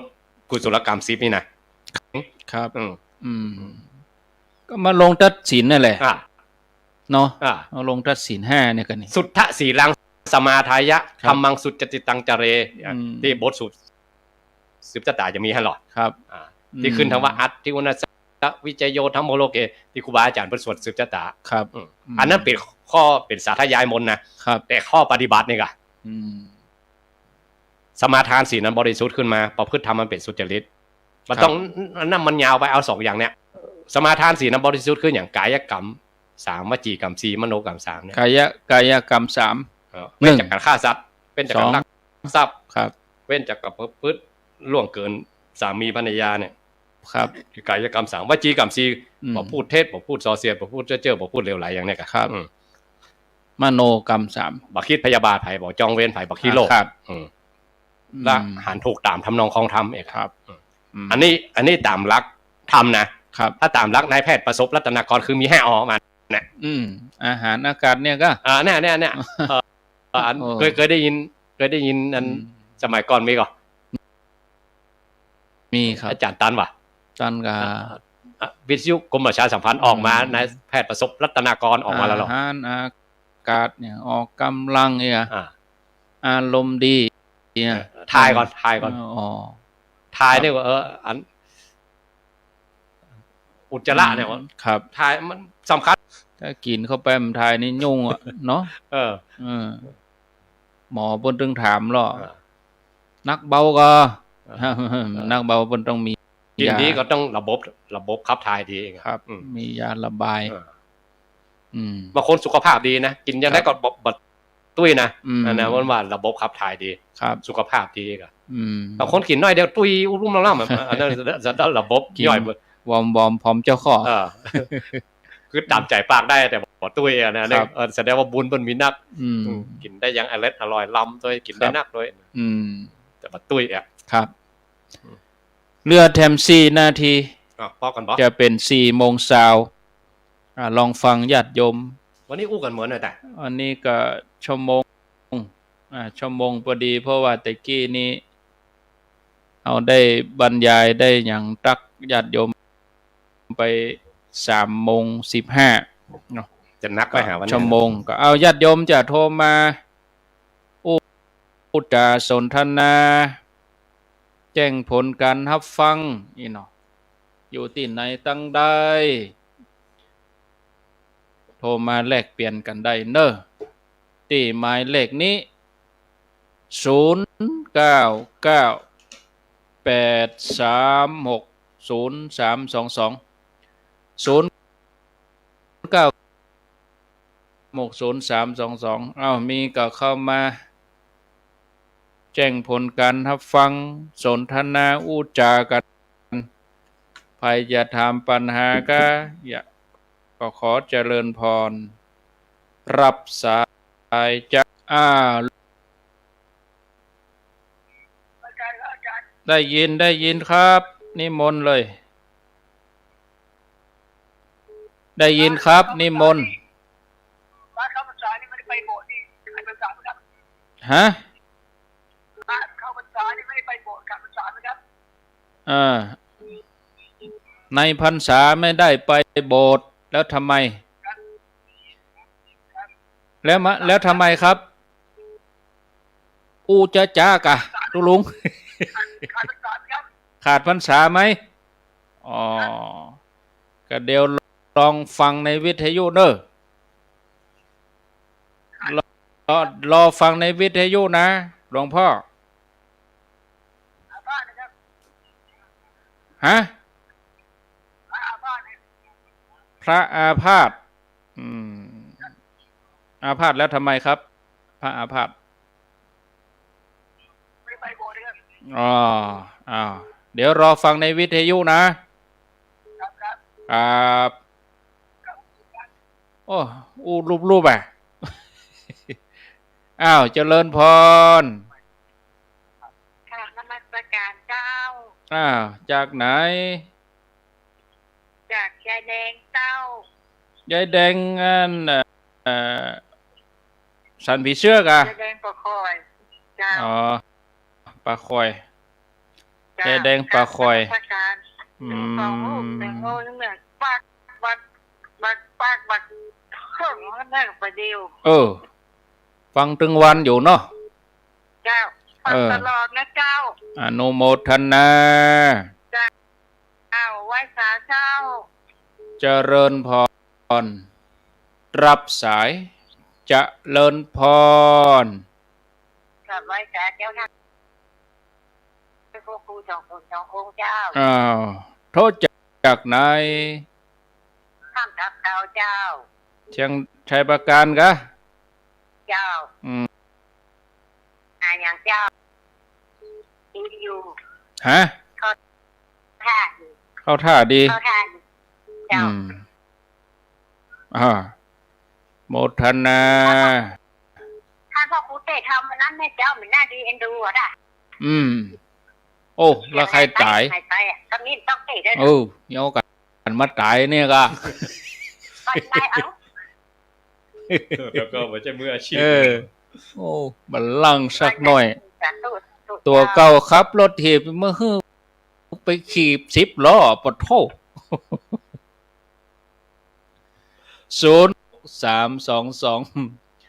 โยมเปิ้นใครฟังก็เอาก่อนจากที่ไหนบ้านแหลงศรีปิดาเจ้าอำเภอหยังอำเภอเมียงลำปางเจ้าเมียงลำปางแหละเจ้าฟังบุญยวาดเนาะเจ้าเป็นได้พ่องฟังวันนี้บางวันก็ดังดีเจ้าวันนี้ก็เอาวันนี้ก็เสียงบ่ค่อยดีเจ้าเอาวันนี้เอาเดียวนี่ไงเดี๋ยวนี้ดีเจ้าอันกะปล่อยดีกะเนาะโมทนาบุญยวาด0998366322เจริญพรรถจากไหนค่อยแต่ทั้งสองลูก2ตัวนะเจ้าว่ามาเลยโทรจากไหนเจ้าจากบ้านน้อยเจ้าบ้านน้อยเจ้ามีคำถามก็บะหมี่เจ้าม่วนแต๊ะๆนะโมทนาเคลื่อนที่นี่นะสาธุสายตบไปเจริญพรจากวันสาท่านพระครู2 องค์เจ้าสาธุเสียงนี่ปกติมาเมื่อคืนนะเสียงนี่แม่สีกุลน่ะเจ้าตัดธุระบ้านหนองลองตำบลบ้านเป้าอำเภอเมืองจังหวัดลำปางเจ้าเดี๋ยวนี้ม่วนได้ยินตึงเมื่อวันได้ยินตึงเมื่อคืนเนาะเจ้าก็ได้ยิน20นะบึดก็ป้ากันแถมนะ2 ทุ่มนะบึดนะจ้าแม่ถึงฟังนะแม่ถึงเอาธรรมะเนี่ยเป็นเนี่ยว่าเดียวนี่นะสาธุเนออยู่คนเดียวเนี่ยแม่ท้องสีต่ำนี่แล้วเนาะเอาธรรมะนี่กับนี่เนาะฟังวิทยุนี่กะวิทยุนี่กะเป็นกูอ่ะอยู่ดีมีสุขแม่สีกุลตันทุละหนองล่องลำปางเจริญพรวันสัจจะท่านพระคุณเจ้าแสนพรมแหละแม่นว่าไม่ได้ยินเสียงท่านแสนพรมตุ่มปีละเนาะมีคติสนใจที่นะเจ้าได้เดือนพอดีก็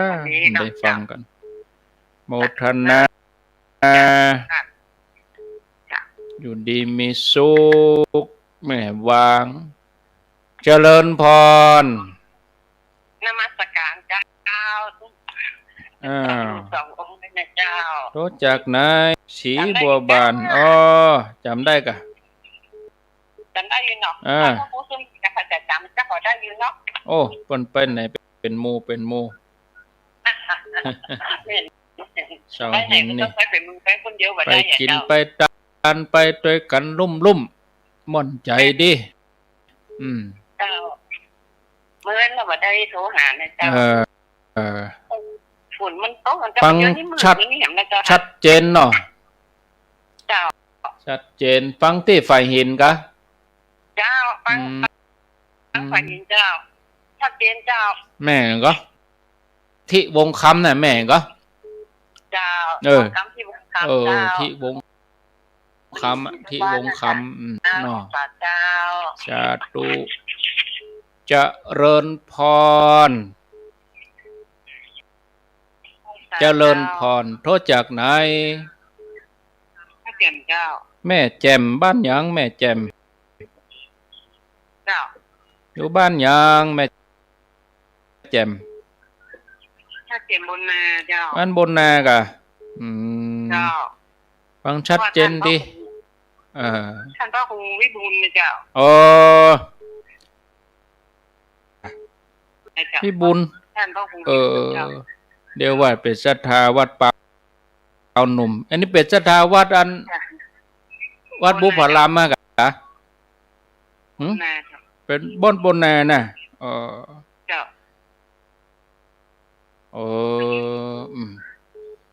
โจกดีเนอะท่านพระครูเลิงเลยจ้ะมันได้โทรมาเมินโทรมจันวันนี้จับพอดีแต่ฟังตลอดเนาะเจ้ามาก็ฟังบ่ายมาก็ฟังเนาะขอบคุณเนอะบ้านบนนะแม่แจมเนาะพักก่อนพักถึง4 โมงครึ่งถ้าไผ่โทรมจันก็เอาแถมช่วงที่2ตอนนี้ได้อยู่9 สายข้างแถม3 สาย0998366322จะเริญพรเจ้าไม่แปลค่ะพระครูทั้งสองแม่ยัง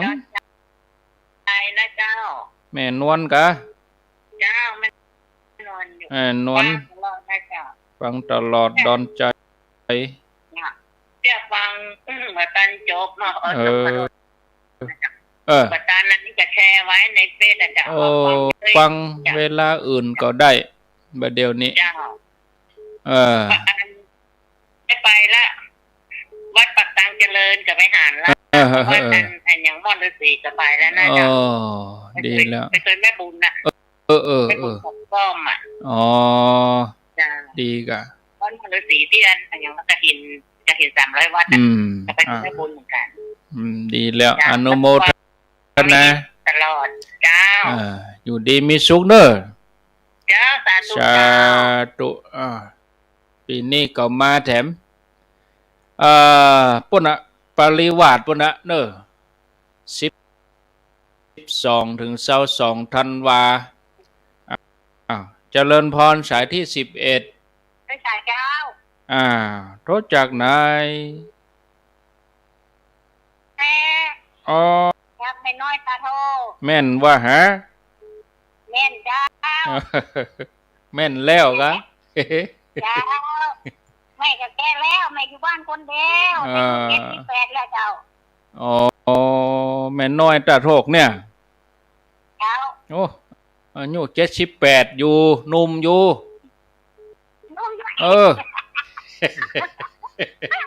หนุ่มน้อยอยู่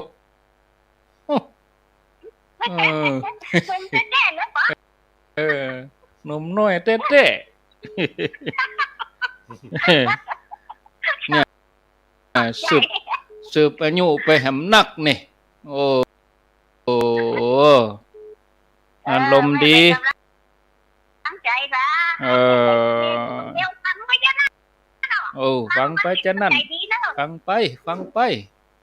อยู่เป็นกู้กันไป จ้า หน่วยบ้านตาโถกเอาสายสุดท้าย0998366322ถ้ำตันก็เอาไว้แถมช่วงเนอะช่วงที่2หลัง4 โมงเกิน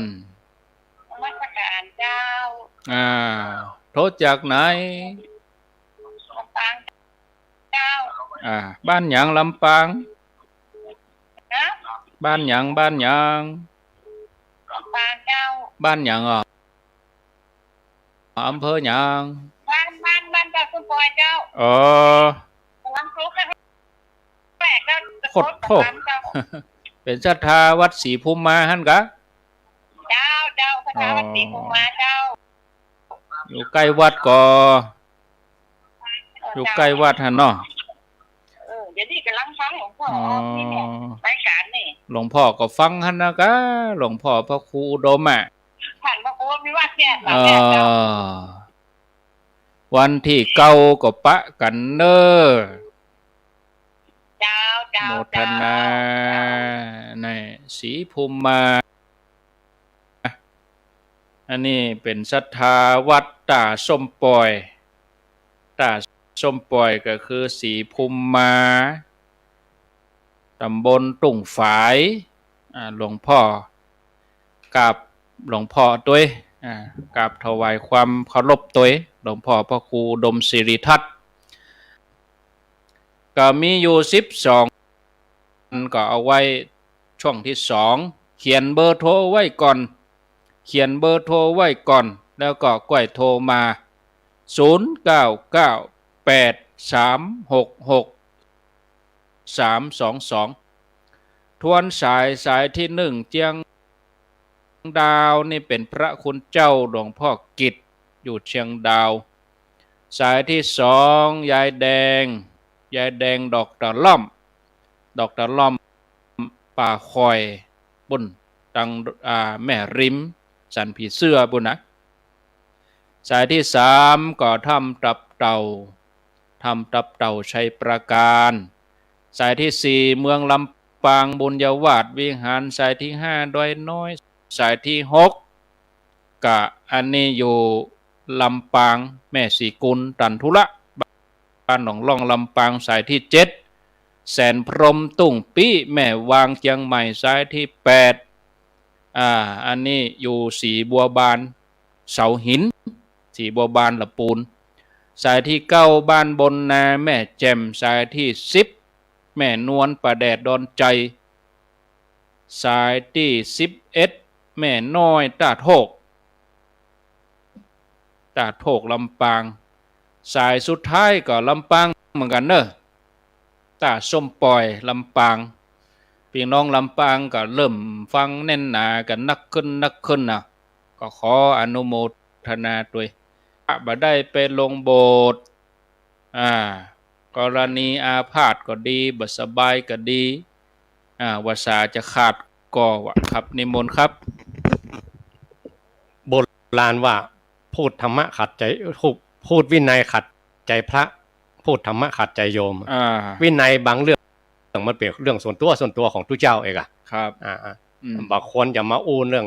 ในสาธารณะแม้แต่คารุกาบัตรบางข้อพระองค์ยังห้าม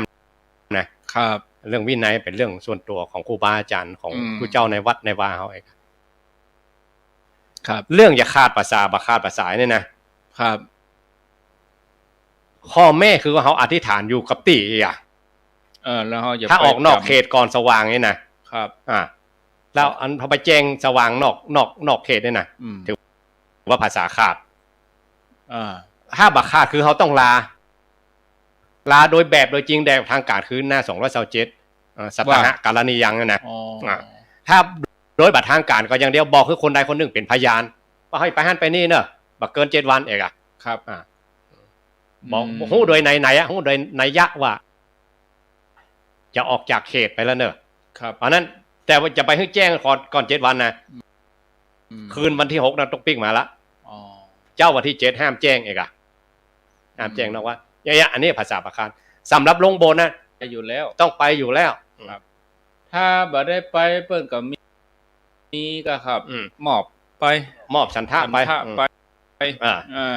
โดย บอกกล่าวนะ บอกกล่าวต้องบอกกล่าว โดยกฎจริงๆอ่ะ ครับ15 วันเดินดับเดินเปงจุดแรงจุดวาสาบ่มีข้อแม่ตึงไปฟังปฏิโมกข์อยู่แล้วเป็นตึงฟังปฏิโมกข์ ครับมีข้อแม่มันต้องไปเถียงกฎหมายนะอันนี้คือกฎหมายเลยนะถ้าเขาจะแม่นี่ว่ะโยมนี่มีก็ครับขาดภาษาเนี่ยโยมก็สงสัยอีป่ออีแม่เขาจะสงสัยนะโยมมีว่ะโยมขาดภาษาขาดสัจจะถ้าเวลาเขาตั้งสัจจะอธิษฐานครับเขาตั้งสัจจะอย่างเขาไปล่วงเกินที่เขาสัจจะอันนี้เวลาขาดสัจจะสมมติว่าในภาษาเขาอย่าบ่แตะต้องสุรายาเมาได้อันนี้ขาดไปขาดสัจจะตัวเก่าสัจจะตัวเองไปบางทีก็อาจจะสัจจะว่าจะไปปฏิบัติทุกวันพระวันศีลเนี่ยนะมันจะเกิดจำเป็นนะมันไม่จำเป็นอย่าสักบางเหตุหรอกบางทีก็ญาติป่วยอันยังฉุกเฉินนั้นจำเป็นนะเนาะมันจำเป็นอย่างพระเฮาที่ว่าเปิ้นก็มีข้อยกเว้นหรอเนาะบิดามารดาล้มป่วยไประงับเพื่อนภิกษุญาติที่กำลังจะศึกอย่างเพิ่นก็มีข้อยกเว้นไปเผยแพร่ศาสนกิจแบบสมัยนี้ก็ได้ครับผมมาว่าโดยรวมเองนะแล้วประเด็นนี้นอกเหนือจากว่าอันอู้ถึงเนาะในหลวงพ่อกฤษก็อู้ถึงเรื่องพรรษาเรื่องหยังพอดีอย่างเฮาออกสื่อเฮาก็ต้องบอกเตือนญาติโยมหลายๆครั้งผู้เตือนเฮาก็เตือนบอกกล่าวตลอดในพรรษาจังมีพระเดินธุดงค์นะพระเดินธุดงค์พระโบกรถกลางถนนแบกกดอย่างเงี้ยเนี่ยอันนี้โอ้มาพอแล้วมันกลางภาษาแต่ถ้าอย่างนี่สันนิษฐานได้ว่าจะได้ไม่ใช่สันนิษฐานขีดกากบาดแดงไม่ใช่ละไม่ใช่แล้วเนาะไม่ใช่โอ้ถ้าพิสูจน์ต้องจำภาษาไม่ใช่ควรจะนะต้องจำภาษานะนั่นนี่บอกหู้เรื่องอย่างนู้นนี่มันเดินทุดงมันเป็นกฎหมายนะเนี่ยข้อใจยังลายตี้นะถ้าเป็นเจ้าบ้านบอกกฎหมายเนาะถ้าทุกเจ้าบอกเป็นวินัยถ้าโยมตั้งหลายหันพระเดินทุดงในช่วงพรรษานี่บาดใจแล้วเนอะโยมเพื่อสอบถามดีๆบางทีเป็นพระปลอมแน่นอนพระแต่นิติบางตนก็อธิษฐานอยู่ถ้ำเนาะอธิษฐานอยู่ป่าอธิษฐานอยู่วัดอย่างแล้วนี่ไปเดินกลางตางโบกรถโบกอย่างเนี่ยโอ้มันทำให้เสียหายในวงกว้างเนาะอ้าวต่อไปญาติโยมจะโทรเข้ามาในช่วงที่2ก็มีเวลาอยู่0998366322อ้าวมีพระคุณเจ้าเข้ามานี่แถมรูปหนึ่งท่านอาจารย์พระมหาสมบัติวัดผาบองนี่หรอไว้สารเนอะครับเนอะเอาละเจริญพรญาติโยมจะโทร16:38 นาทีช่วงแรกโทรบัดดันก็โทรมาหากันในช่วงที่2อยู่ที่ไหนตั้งใดแจ้งผลการรับฟังจากสถานีไหนก็โทรมาบอกมากล่าวกันได้รายการนี้ก็อยู่กับญาติโยมอาทิตย์ละ1วันก็คือทุกวันพุธเด้อหลายท่านเข้ามาฟังใหม่ว่าออกเวลาใดติดตามฟังอย่างใดเวลาใดก็รายการสนทนา2รูป2ตนนี้ก็มาปะญาติโยมทุกวันพุธเวลาบ่าย3 โมงถึง5 โมงแรงรายการมาเจ้าก็มีตี 5เป็นต้นไปแล้ววันนี้ก็เป็นวันพุธต้นสัปดาห์บึดเมื่อคืนกับปะอาตมาแห่มกรรม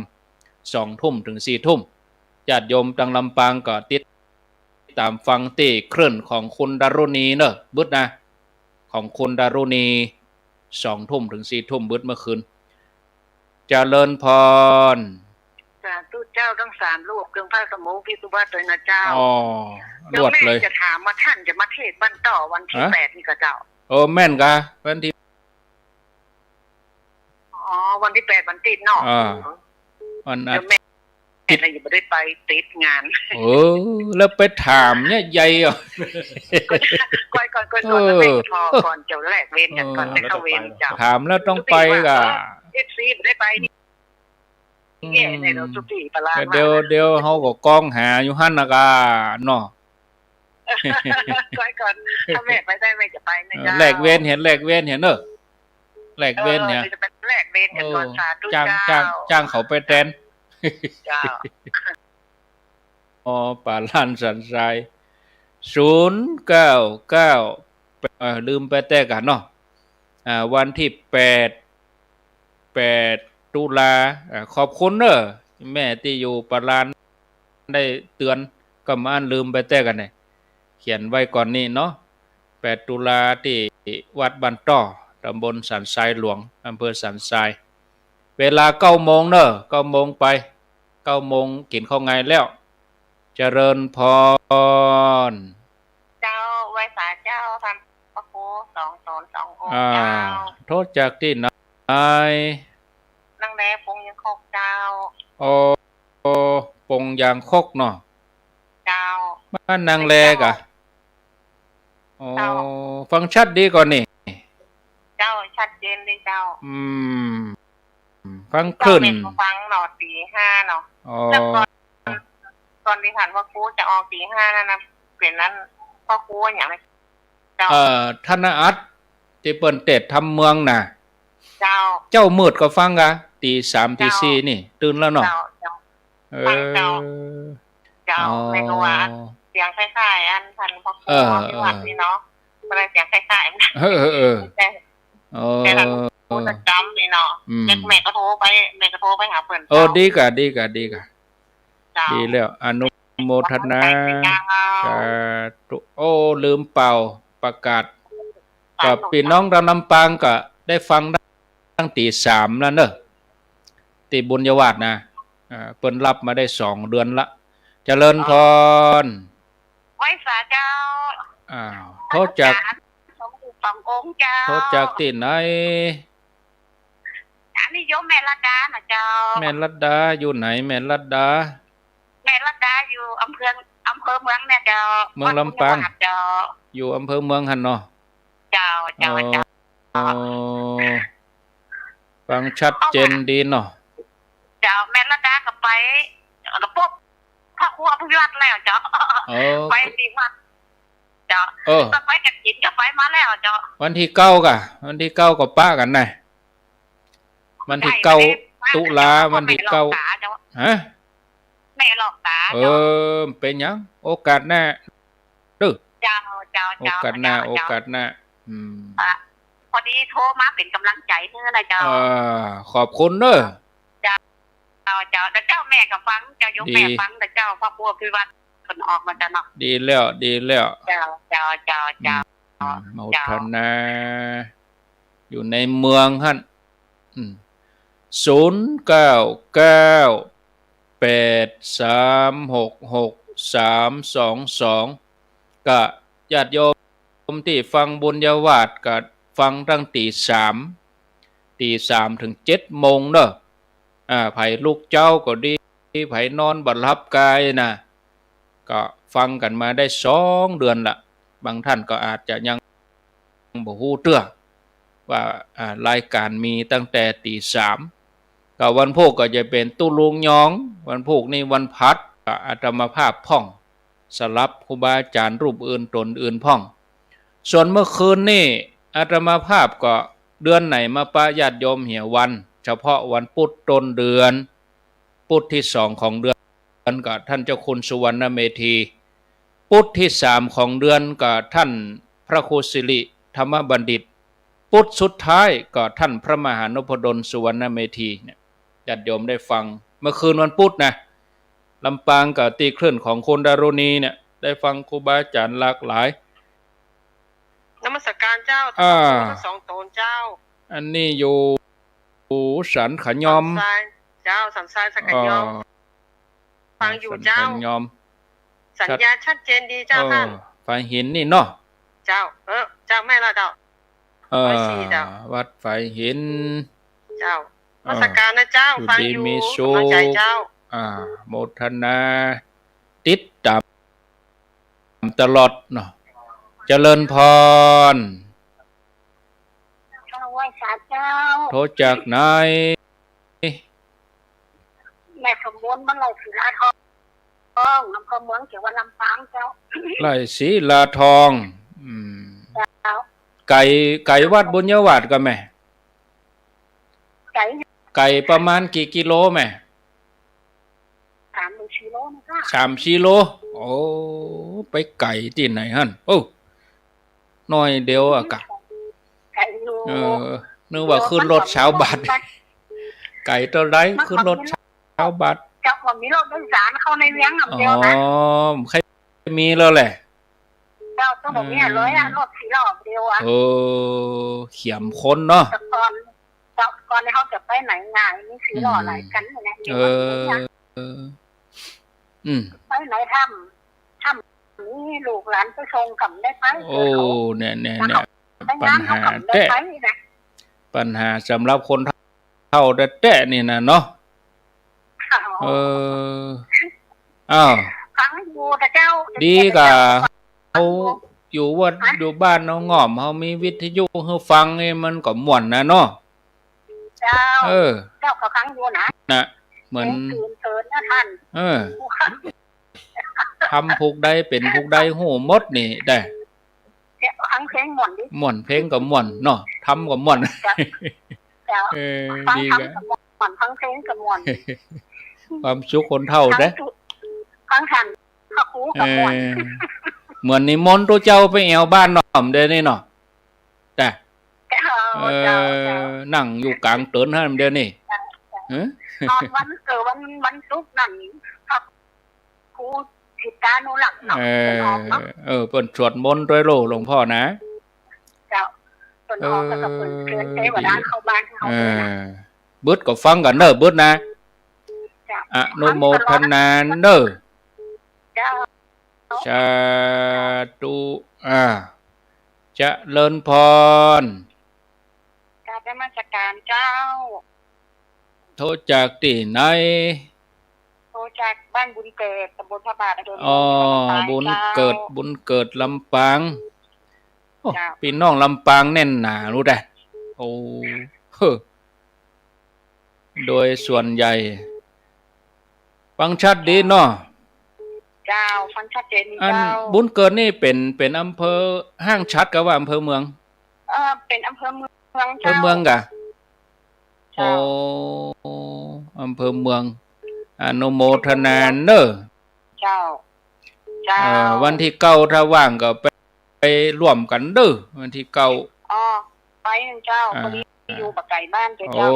ซ้ำดีกะอยู่ดีมีสุขกำเดียวจะมาให้รายละเอียด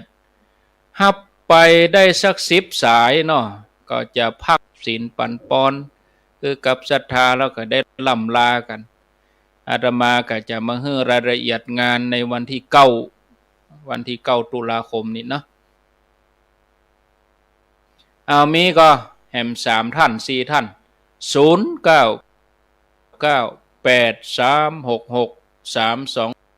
0998366322จะเริญพรมาสักการเจ้าพระอาจารย์โทษจากที่ไหนบ้านอย่างก็กลางตงอีกอะบ้านกลางตงเจ้ากลางตงลำปางเจ้าแม่ฟังประจำเด้อเจ้าฟังบุญเยาวาดนี่เนาะโมทนาบุญเด้อบุญกำบุญจูให้เป็นกำลังใจเด้อเจอบ้านกลางตงนี่แล้วก็อยู่บ้านกันบ้านกลางตงโมทนาเจริญพรมาใหม่เจริญพรนมัสการ เจ้ามาบวมคือถึงเจ้า อำเภอเทิงวันนั้นเจ้าวันนั้นเลยบวมไปอันที่พระถามน้อยๆน่ะก็ให้หันอาจารย์อันพระถามพระครูชื่อเมฆก็ให้หันขึ้นก็มาเห็นคนใจนะไปไหนแม่ไปไหนที่เขาไปที่เขาสลากกันดอยนางแก้วกะไปใจดอยน้อยจะได้ได้หันสักคำกะหลวงป่อไปก็หลวงป่อครูบาธรรมทิศแล้วมันได้ปะกันสักคำใครหันไม่ได้ปะกันสักคำได้ปะกันสักคำเจ้าก็หลายใครหันเต็มคนก็หลายก็ไม่เอวกะเนอะไปกันเจ้าถ้ามีงานวัดตอนจันทร์นี่น่าจะไปอยู่ได้อนุโมทนาอยู่ดีมีสุขอำเภอเทิงบุญนี่อำเภอเทิง0998366322อู้ถึงถ้าญาติโยมใครมาเอวมาอู้อีนะถ้าไปปะกันทำงานนี่โอ้บ่ได้อู้กันดีถ้าใครมาสมมติว่าเขาจะมาจะไปเอวจอมตองจะไปเอวอินทนนท์นี่มาแหวะเอวนี่ได้อู้กันถ้าปะกับตามงานนี่โอ้ได้อู้กันเนาะจะเริญพรไปสาเจ้าพระอาจารย์เจ้าโทษจากไหนวิทยาในเมืองลำปางนะเจ้าในเมืองเนาะเป็นข้างแรกเจ้าข้างแรกเลยทีเดียวเจ้ามันมาติดนะบ่เจอหยังนะเจ้าเคยโทรแล้วมันมาติดนะคะโทมตันเขาเนาะเจ้าฟังอยู่ตลอดนะเจ้าสถานีบุญญาวัดก็บุญญาวัดนี่แหละเจ้าติดตามตลอดเนาะเจ้าฟังตลอดดีแล้วตันเปิ้นเป็นกำลังใจให้นะเจ้าสายสุดท้ายจะเริญพรสุดท้ายแล้วเจริญพรโทษจากไหนติดแล้วปิดวิทยุก่อนอู้กับโทรศัพท์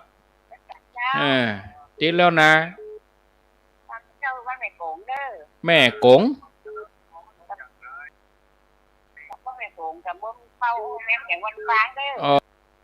อำเภอเมืองลำปางเหมือนกันบ้านแม่กงฟังชัดแจ๋วดีเนาะอนุโมทนาเนอะ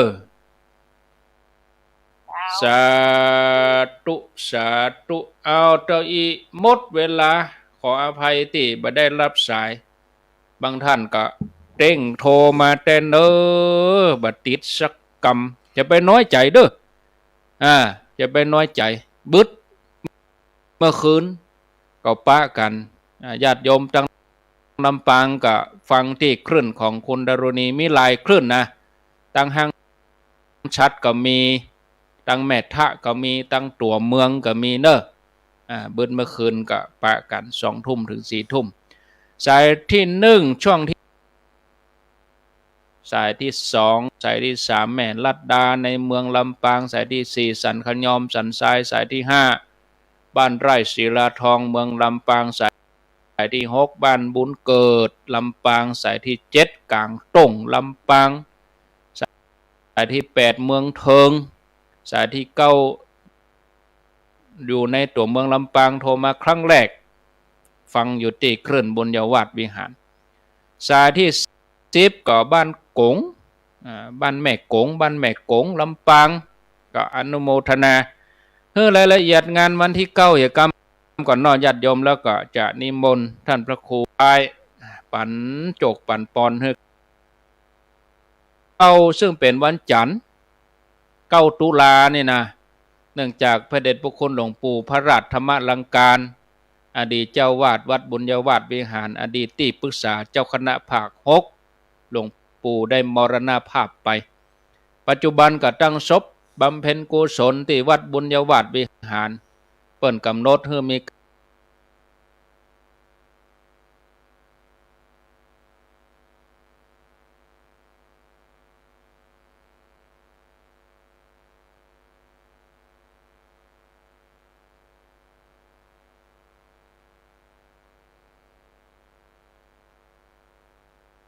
การทำบุญทุกเทเลสงฆ์นครลำปางขึ้นมาแล้วก็มีสถานีวิทยุแห่งเนี้ยที่เขาได้ยินได้ฟังอยู่เนี่ยโดยคุณูปการของหลวงปู่ที่มีต่องานเผยแผ่พระพุทธศาสนาก็เจริญพรเจิญญาติโยมเฮาไปร่วมกันวันที่9 ตุลาคมเวลา 13 นาฬิกาที่วัดบุญยวาสวิหารการเดินทางก็อาตมาเขาจะไปสัก 8-9 โมงไปฉันเพลกันที่วัดบรรพตสถิตที่วัดท่านอาจารย์พระมหานพดลสุวรรณเมธีผู้อำนวยการวิทยาลัยสงฆ์นครลำปางที่วัดท่านมหาสมชาติเปิ้นอยู่ฮะนะวัดบรรพตสถิตฮะนะเฮาไปรวมตัวกันที่หั่นฮอเข้าไปเด้อเอาเข้าไปญาติโยมจะถวายเพลพระก็ขอเจริญพรไปรวมตัวกันที่หั่นญาติโยมไปถึงก่อน 10 โมงกะ 11 โมงก็ไปอยู่ที่หั่นรอฉันเพลแล้วเขาจะออกเดินทางไปที่วัดบุญยวาสวิหารเนาะไปแสดงความกตัญญูเชิดชูคุณงามความดีไปร่วมบุญกับญาติโยมตั้งหลายตั้งลำปางปุ่นเนาะวันที่9 ตุลาเอาละพอสมควรแก่เวลาขอนิมนต์ท่านพระครูสุเมธธรรมเสวีได้ล่ำลาศรัทธาญาติโยมลารายการวันพุธหน้าก็จะได้มาปะกันทำไมนิมนต์ครับขอย้อนกล่าวถึงตะกี้ถามกรรมนึงว่าคนไหนจะให้อายุตัวเก่ายืนอายุมั่นขวัญยืนสุขภาพก็ดีแข็งแรงคือทำตามคุณหมอประสบรัตนากรที่ท่านได้ออกสถานีวิทยุกรมประชาสัมพันธ์แต่ก่อนมาเจ้ามาออกมาละมี5 อเนอะท่องคำว่า5 อแล้วเอาไม่รู้เนาะอาหารดีอากาศดีออกกำลังอุจจาระแล้วก็อารมณ์ดี5 อของคุณหมอประสบนี่จะทำอายุมันขวัญยืนสุขภาพจะดีและในธรรมของเขาเนี่ยที่ได้ห้ามเรียนกันมาธรรมบาลอาจารย์เพิ่นสงสัยไปถามพ่อแม่ปู่ย่าตายายของเพิ่นว่าเหตุใดถึงอายุยืนได้ถือกรรมบท10ถึงอายุยืนและในบทอัตถิอุณสวิจัยโยธัมโมโลเกติครูบาอาจารย์สวดสืบชะตานั่นเป็นคำสวดแต่ถ้าโดยความหมายตอนกลางๆของบทอัตถิอุณสวิจัยโยธัมโมโลเกนะจะมีคำว่าสุตตะสีลังสมาทายะธัมมังสุจจิตตังจเรหากผู้ใดสมาทานศีลนั้นบริสุทธิ์ขึ้นมาประพฤติธรรมมันเป็นสุจริตแล้วคนนั้นจะอายุยืนอากาลมรณเนนะว่าช่วงระหว่างกลางอย่าไปกันสิ้นอายุขัยมันสุมาแล้วเนาะมันจะว่าแจ้งกันนะทุกคนก็ต้องไปกันหมดแต่ว่าช่วงระหว่างกลางนี่อย่าไปสิ้นอายุขัยของยุคใดยุคนั้นอายุของมนุษย์นี่มันแน่นอนอายุขัยของมนุษย์นะปัจจุบันคือ75 ปีคนไหนเลยก็75ถือว่าได้กำไรอายุสังขารการใช้งานของอายุการใช้งานของสังขารในโลกมนุษย์ของพวกเขาทั้งหลายปัจจุบันนี้อายุขัยประมาณ75 ปีถ้าคนไหนมาไปช่วงระหว่างนี้ตั้งแต่เกิดถึงอายุ75แสดงว่าอยู่ในโลกนี้ตามอายุขัยของตัวเขาแล้วบุญต่อไปเลยก่อนนั้นก็เป็นบุญรักษาอายุมันขวัญยืนในขอพวกเขาทั้งหลายอันฟังแล้วก็เอาธรรมะคือธรรมังสุจจิตังจเรกับสุทธศีลังสมาทายะนี่ไปประพฤติปฏิบัติแล้วก็5 อของนายแพทย์ประสบพอสมควรแก่เวลาเนาะบุญกรรมบุญจูบุญรักษาอายุมันขวัญยืนกำจูวรศาสนาของพระพุทธเจ้าไปใจบุญเนาะสัพพะพุทธานุภาเวนะโดยอนุภาพของพระพุทธเจ้าสัพพะธรรมานุภาเวนะโดยอนุภาพของพระธรรมเจ้าสัพพะสังฆานุภาเวนะโดยอนุภาพของพระสงฆ์เจ้าสัทธาสุทธิภวันตุเตขอความสุขสวัสดีทั้งหลาย